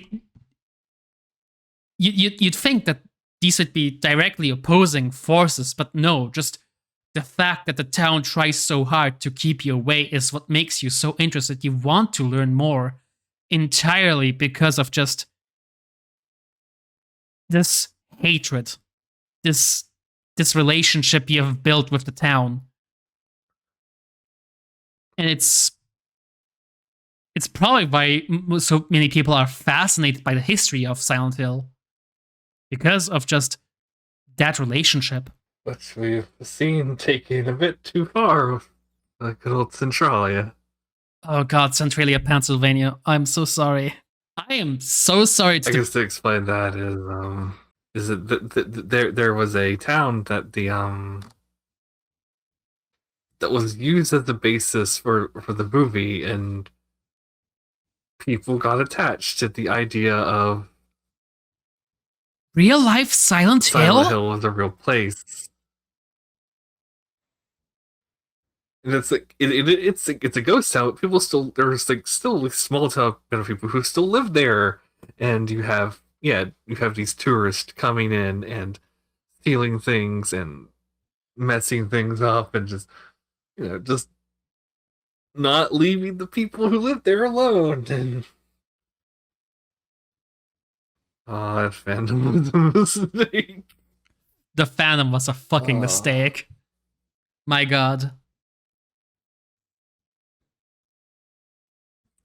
But I guess like what you're saying, like I guess on the opposite end of like some things I really just remember so much and are like just are the residents themselves. It's just like God. Like Angela is one of those characters who's always gonna like stay with me because I know way too many Angelas in this. Like the people who like been through the kinds of things who she's been through, who blame themselves for like the things other people horrid excuses for people have done for them, and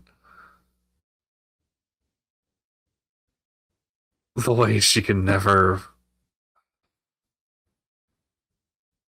ways of like her struggling through dealing with all of it. It's soul crushing for me, and there's a similarly feeling with like Lisa in one as you watch her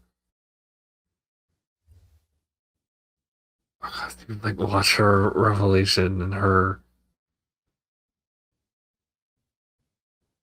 slowly transforming, just even just like the moments of silence and just the moment where you hear Harry call out like her name almost like in disbelief. It moments like that are just break me. To me, the people that stuck out in my head still to this day from Silent Hill probably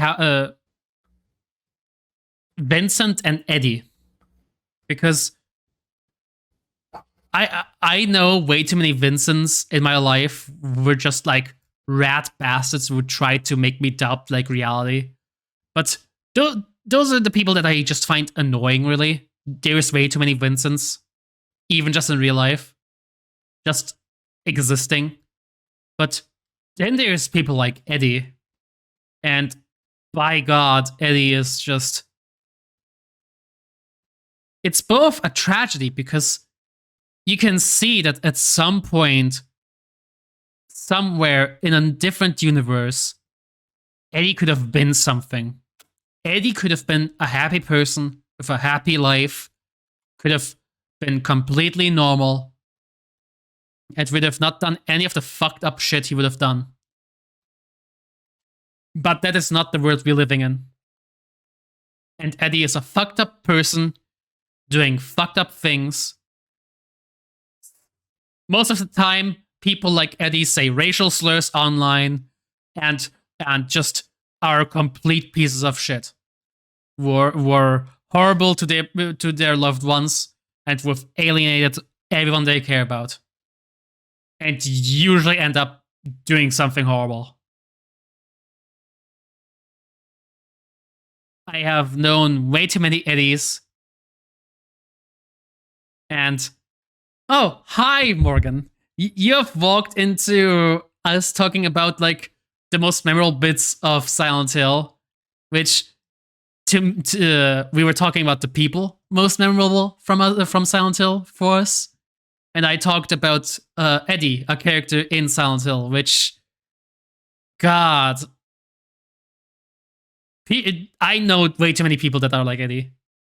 Well, I knew too many people that were like Eddie in real life. I still know a few people that are sometimes way too close to Vincent, but thankfully are most of the time normal. Nah. I ain't doing well. I did this earlier, but I ain't doing that now. I mostly talked about gay shit. Then we talked about dude bros being horrible, and then we talked about the Silent Hill movies, and now we're just talking about all of the memorable shit about Silent Hill, because there's so much memorable shit. Because Silent Hill is, once you played Silent Hill, it's going to live rent-free in your head. I mean, to this day, people are hoping and praying for Silent Hills to still happen, which, oh boy.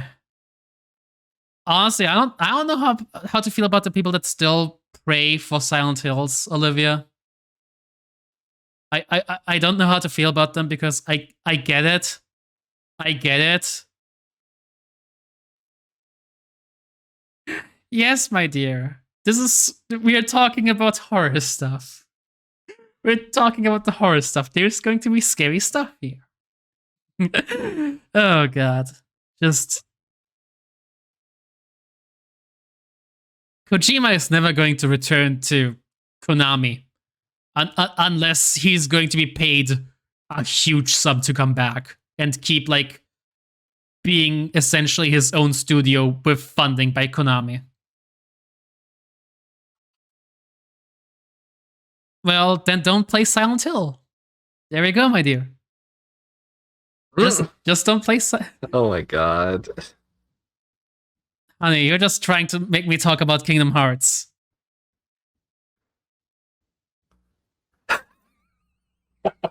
I am not talking about Kingdom Hearts on my podcast. This user was banned for this post. Oh no. I am not going to... I don't even know Kingdom Hearts that well.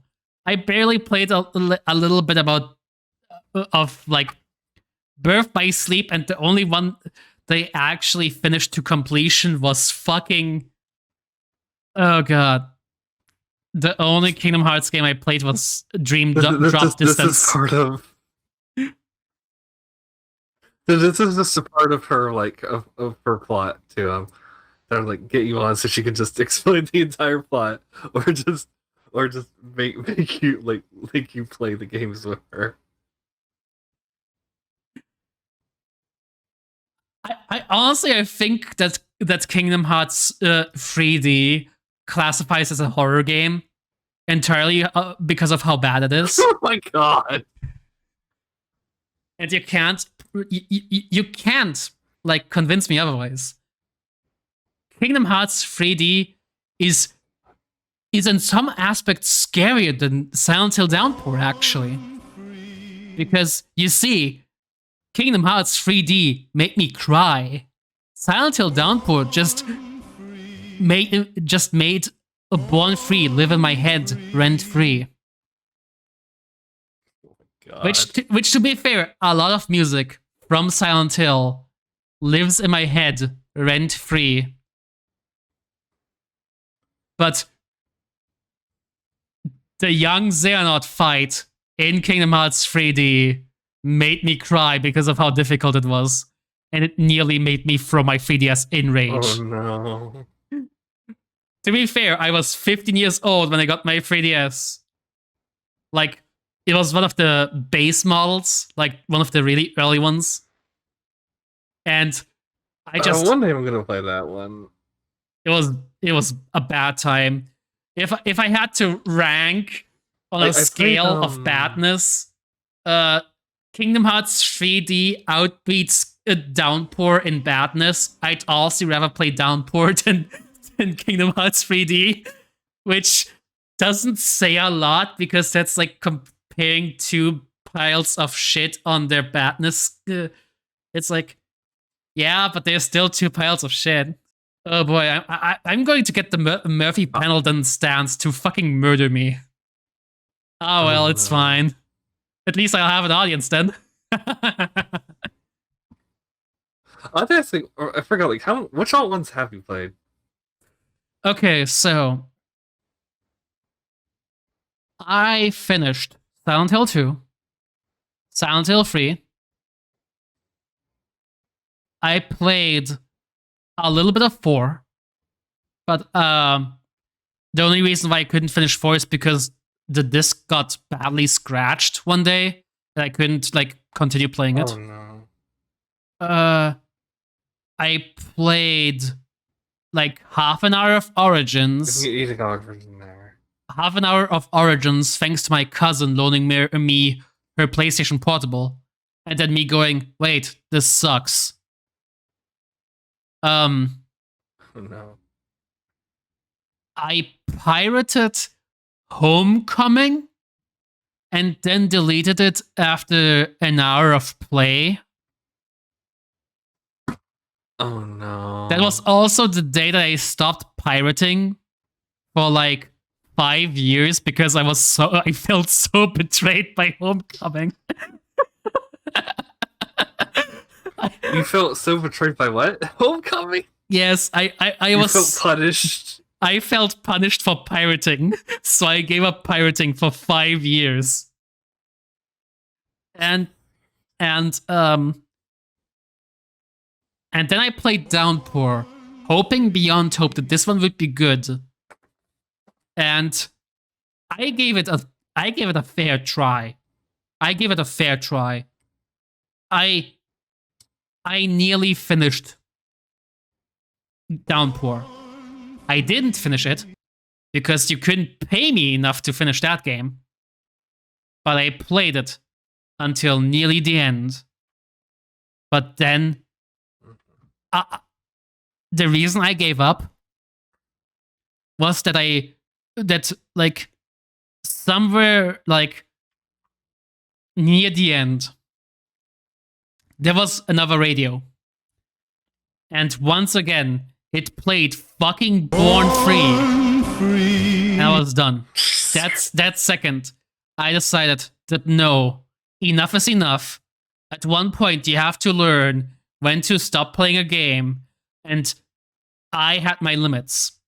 Which is saying a lot as somebody who 100% completed Sonic 06. Yeah. I would like to reiterate that to the viewers. I am one of the fucking idiots who 100% completed Sonic the Hedgehog. Yes, I have a limit. Silent Hill Downpour stressed that limit.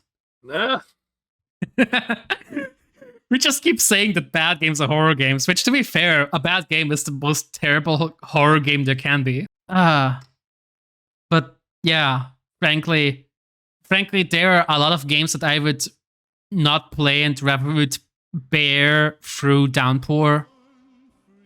But yeah, Silent Hill Downpour was bad. I guess for me it was like, yeah, it was just 1 through 3 and Shadow Memories. I legitimately won't. I don't want to be that person who's just kind of like it's all over like the Western games, especially because like I have problems with Shadow Memories, but there are a lot of things I like about it. Like I love it. Like I love its like atmosphere. Like I think it's one of the best games on the Wii. Like there's Oh yeah, Shadow Memories. There's and I want to get like I want to give like Homecoming and Downpour like a genuine shine, like and Origins. Even though like I guess I just don't have the hardware for like 2 of those, and Origins that just had like a lot of bad like emulation issues. All right, I forgot. I genuinely forgot 2 games. Silent Hill Shadow Memories I did play, which is very fucking good, I have to say. I played Book of Memories. Yeah, the Vita. Oh, God. The Vita action RPG. I loved the Vita. I loved the PS Vita. I still think it's the superior handheld. Do you still have one? I sadly don't have one. I wish I had one. Frankly, I need to get one so I can. We might have to get you one. Okay. But Silent Hill Book of Memories, legitimately, and I cannot believe I am saying this, I enjoyed Book of Memories, but I always had to repress the fact that it was a Silent Hill game.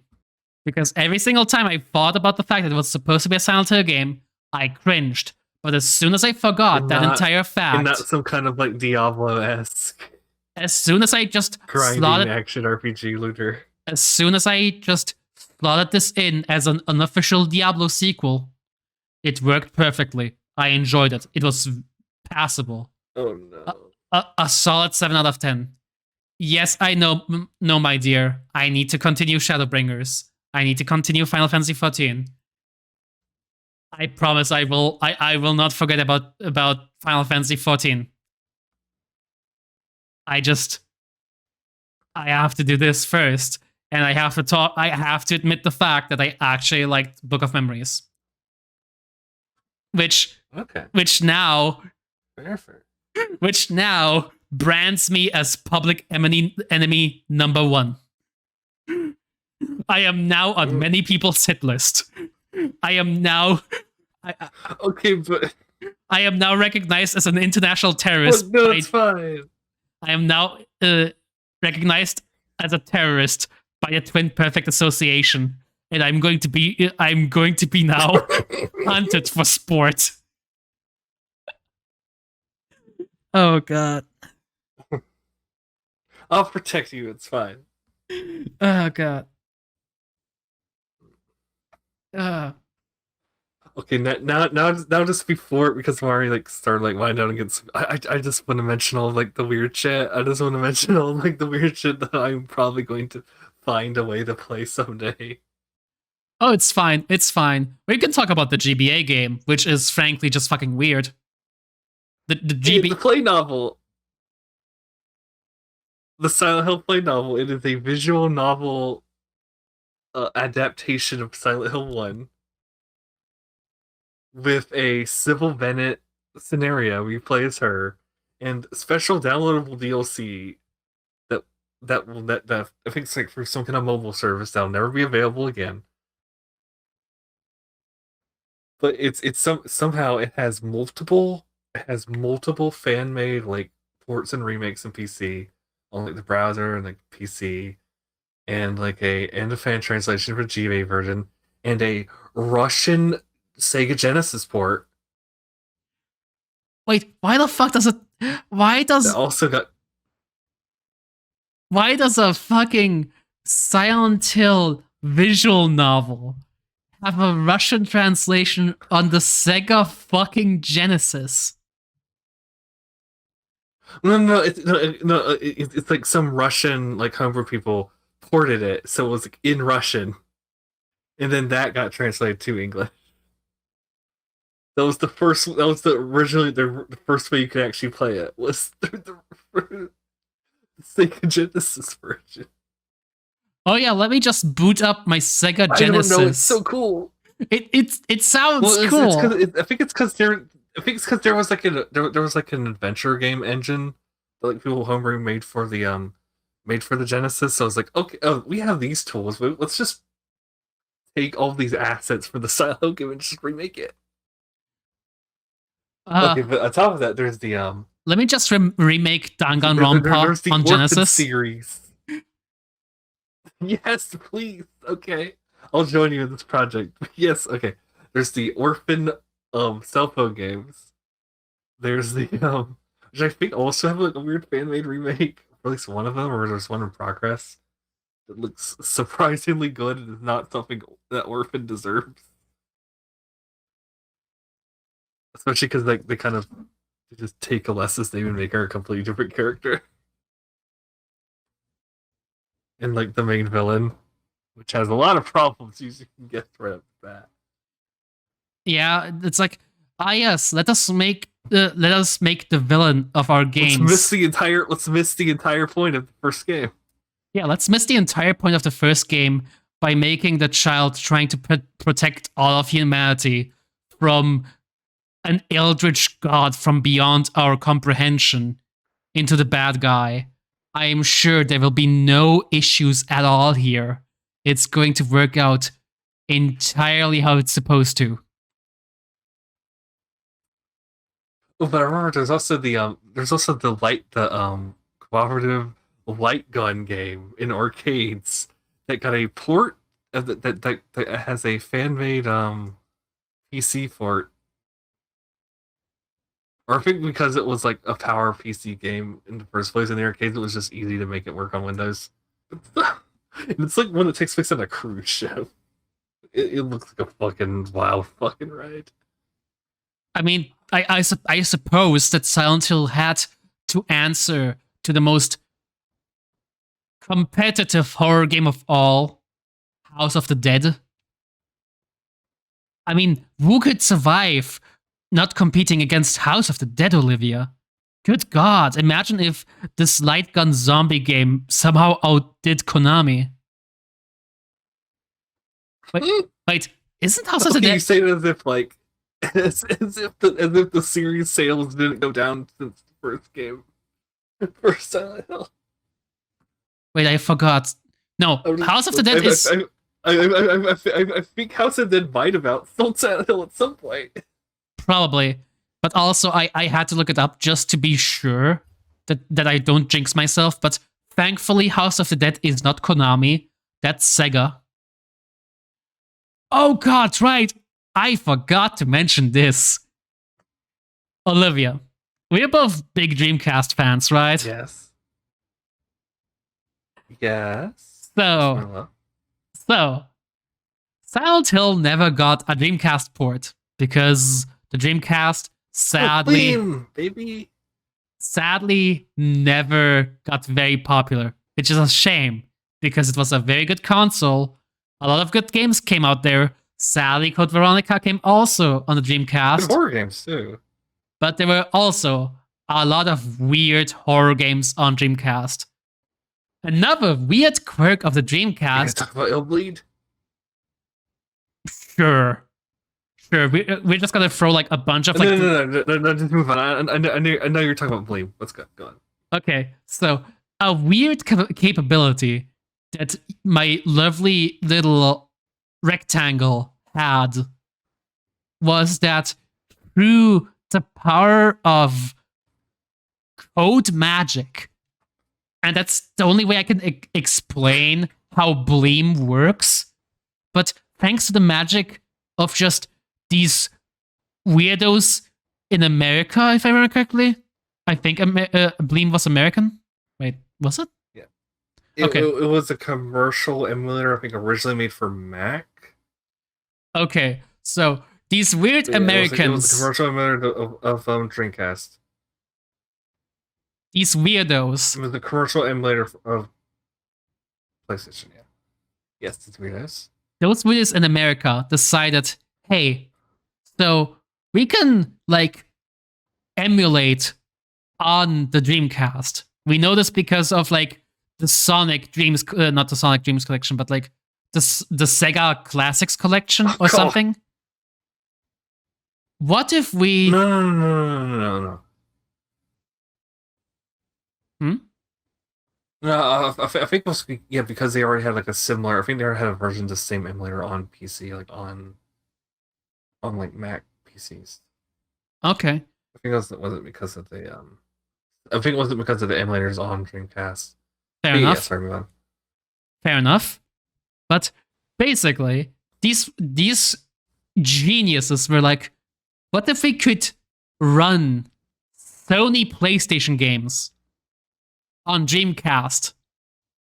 And so we got Bleemcast, which was just this weird project of emulating PlayStation games on a Dreamcast. And somehow, through magic that I still don't understand, because frankly, coding is so much beyond my skill set and capabilities. I can barely stream. I am not very smart when it comes to any tech shit. I can be very honest with this. Sony PlayStation games on Dreamcast worked better than on PlayStation.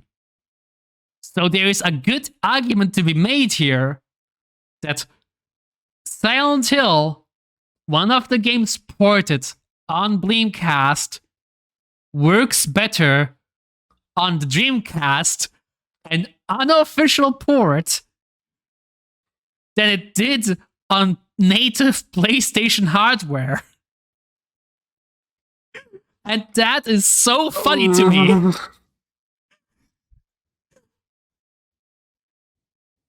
Like, okay, that's actually a weird one because like you are correct in a few cases because like the ones that actually like sold the Bleeds of officially, those were like the best case scenarios where like things did work perfectly and like better definition, even like a higher definition, even like in like you know, like the some like the specific cases like the Gran Turismo and like the Metal Gear solid that they sold commercially. Like you're 100% correct, and then you have like all these other games that people like like tried to get working with that like source code like unofficially afterwards, like for homebrew. And just didn't work.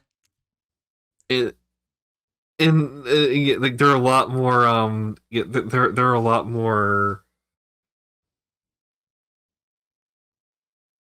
It's a lot more of a crapshoot, and like Silent a weird one because it does work on Dreamcast. Like you can beat it actually. Like I think there's some visual glitches, and unfortunately you can't save,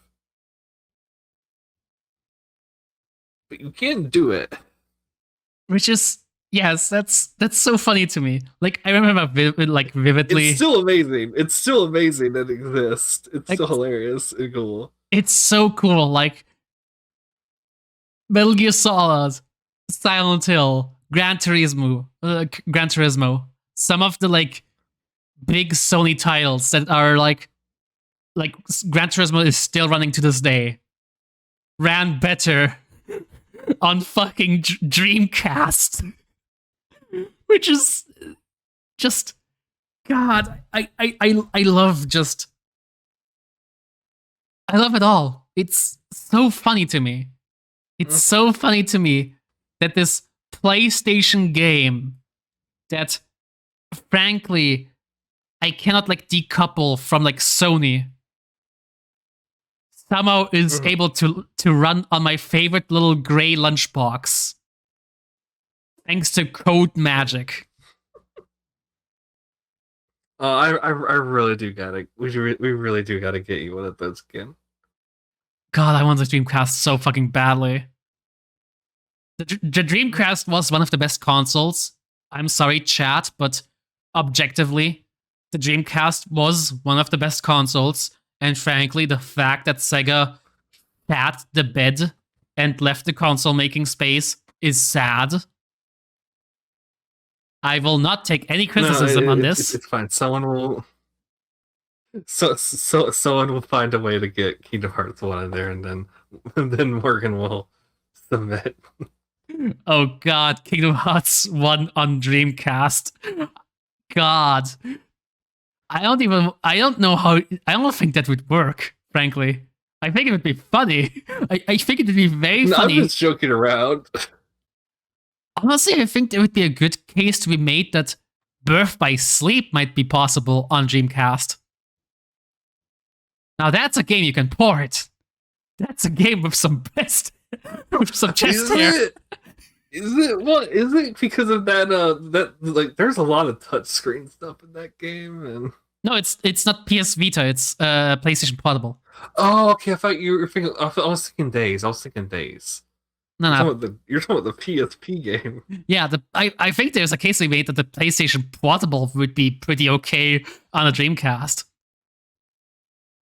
I don't know if I'm true. I don't know if I'm correct. I don't think any of that would actually work.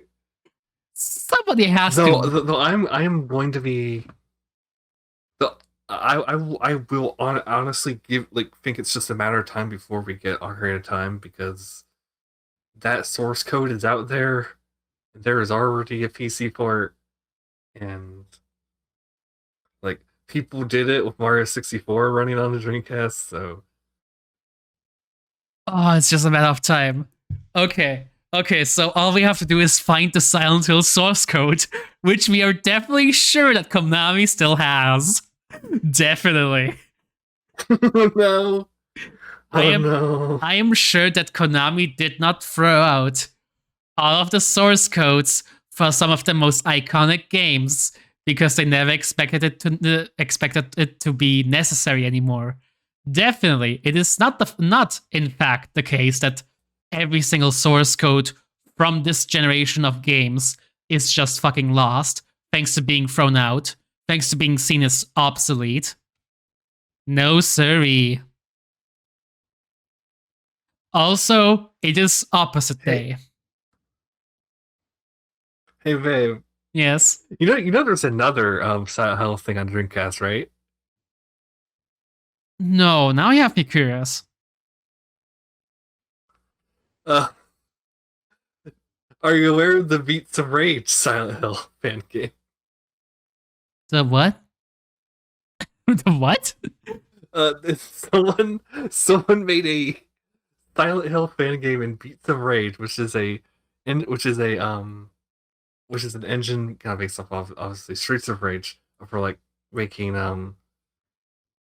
for making like beat 'em ups, and like and that's something that like people figured out how to port to like Dreamcast a long time ago and make that work. So like, a lot of like those games end up on Dreamcast, and so of course you have so this means of course that there is a game where you are James and you can pile drive, you can like suplex Pyramid Head and all,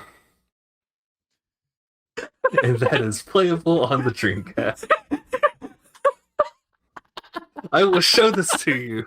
Oh my god, no fucking way. Okay, I cannot believe that this is actually real. Oh god. Okay. Okay. I cool. As we all know that the thing that Silent Hill 2 needed was to be made into a beat 'em up.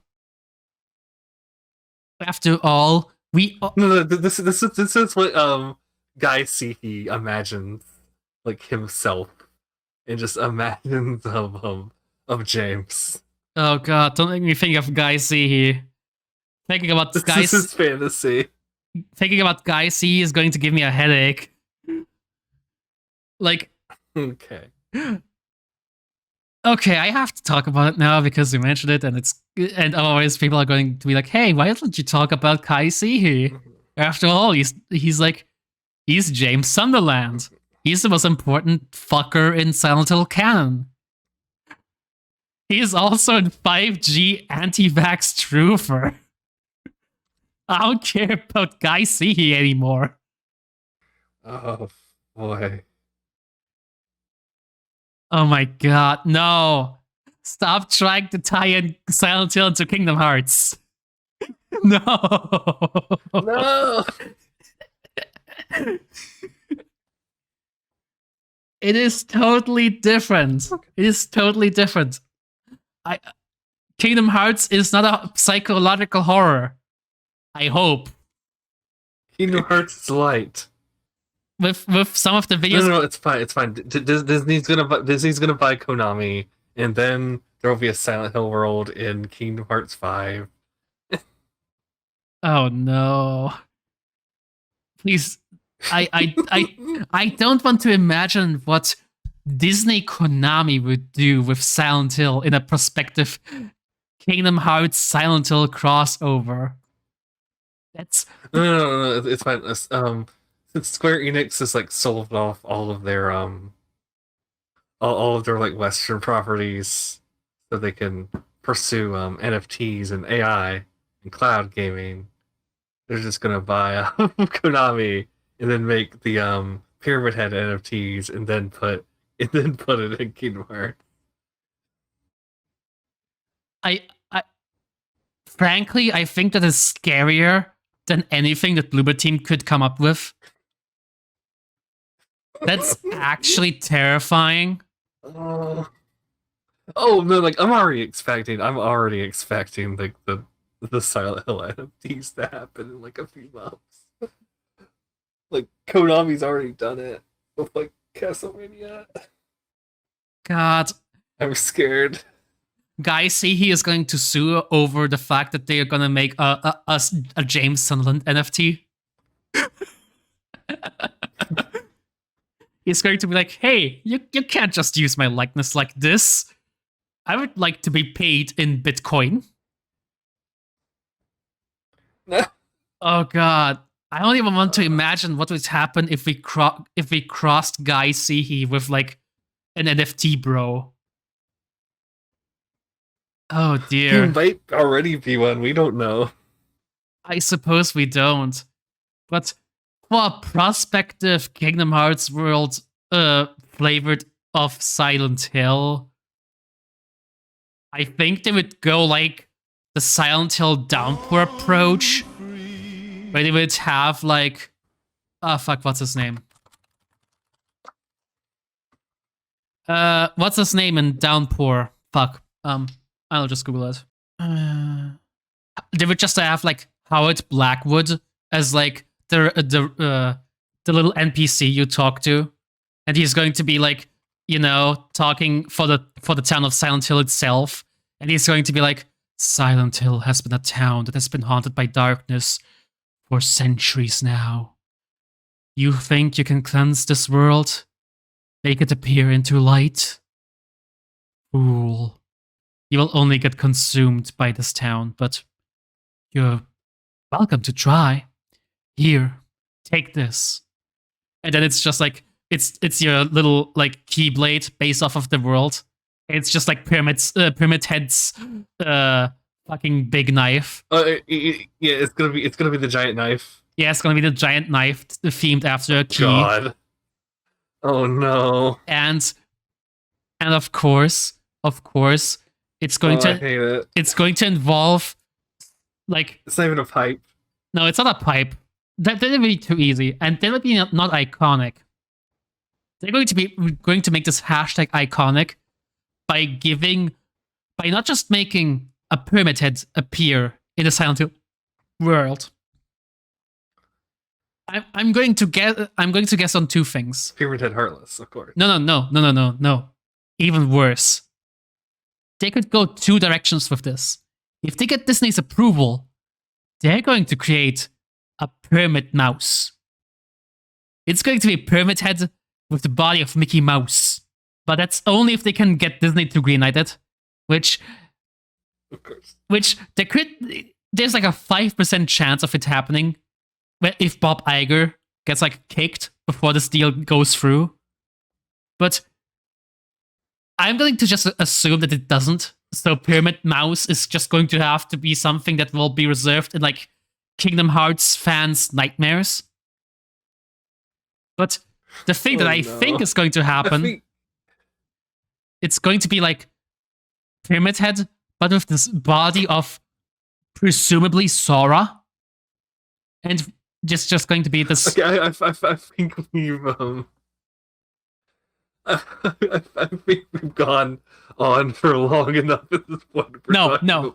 I'm dragging this bit out. I am doing this. I'm doing this. I'm sorry. So we're going to have this be like Sora's body on a Pyramid Head, and this entire world is going to have this stupid ass gimmick where it's just going to have like a bunch of very bad puzzles that the entire Kingdom Hearts fandom is going to hate. They're going to be like, what the fuck are these stupid puzzles doing here? This is all stupid bullshit. I don't want to think. I'm playing a JRPG hack and slash here. Can we please stop doing puzzles? And it's all going to be like flavored around Sora and just him being like dead and shit, because that's like the theme currently. I think Sora is kind of dead if I remember correctly, or some shit like that. And it's going to turn out that it's not actually Sora underneath that Pyramid Head. It's going to be a boss fight where you just destroy the pyramid into like tiny little pieces, and it's going to be fucking Ventus in there or some shit. I don't know. I'm going to have to talk to my Kingdom Heartsologists here, which is in chat and shit, to just like workshop the details. But I think I got a winning strategy here. I'm just gonna be Roxas or Vanitas. So. Oh my god, yeah, I don't even know. I don't even fucking know. I'm just trying to combine the best of two worlds here, okay? I'm sorry that I tried to engage with chat. Also, I just want to take the shit out of Kingdom Hearts because I don't get the story. And if I don't get the story, nobody gets to get the story.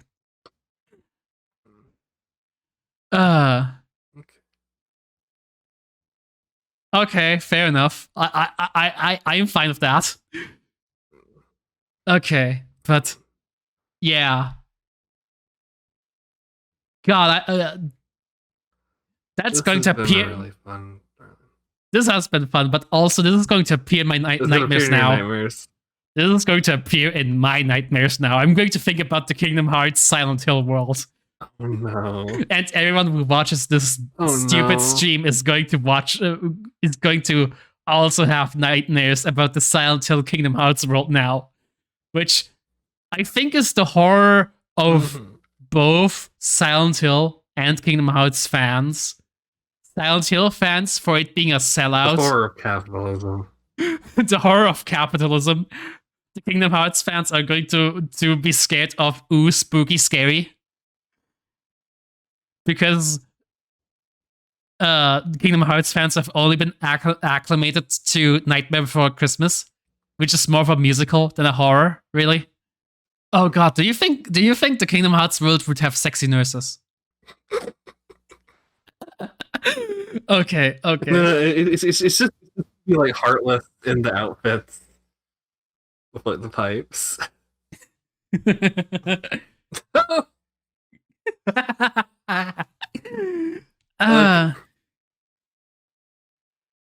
Okay. Oh no.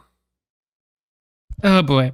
But I don't know, I think I'm kind of like winding down and tired. That's like fair. That's fair. Here. I think we've stretched this topic to its natural conclusion now, thanks to accidentally melding it with Kingdom Hearts.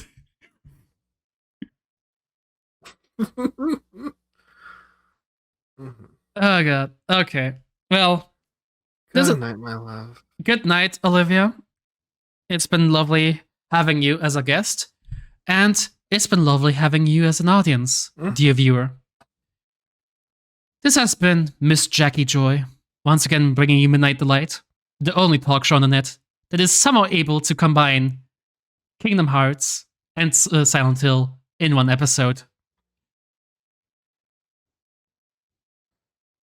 I am very fond of that idea, Morgan. You come on here, and we're going to talk about Kingdom Hearts. Let's do it. Yeah. Anyways, I'm going to call it off here. I think I played more games than JoJo. Yeah, you have played more games than me. I can admit that. I think I have the most varied games, mostly thanks to playing both some of the OGs and some of the Western titles. But no, I meant like I'm in Kingdom Hearts. Oh yeah, Kingdom Hearts you definitely played more than me. I frankly don't know what I'm up against. I'm just going to try and make jokes while I'm just utterly confused by this. I played like the first like 4 games. Oh god, yeah, you know way more than me. I only had the courtesy of, well, the displeasure of having played Terror Story and Birth by Sleep, which is the equivalent of eating only dry crackers for lunch. This has been Miss Jackie Joy, utterly fucking tired from talking about Kingdom Hearts, and also having brought you way too many stupid topics about Silent Hill. Have a nice night.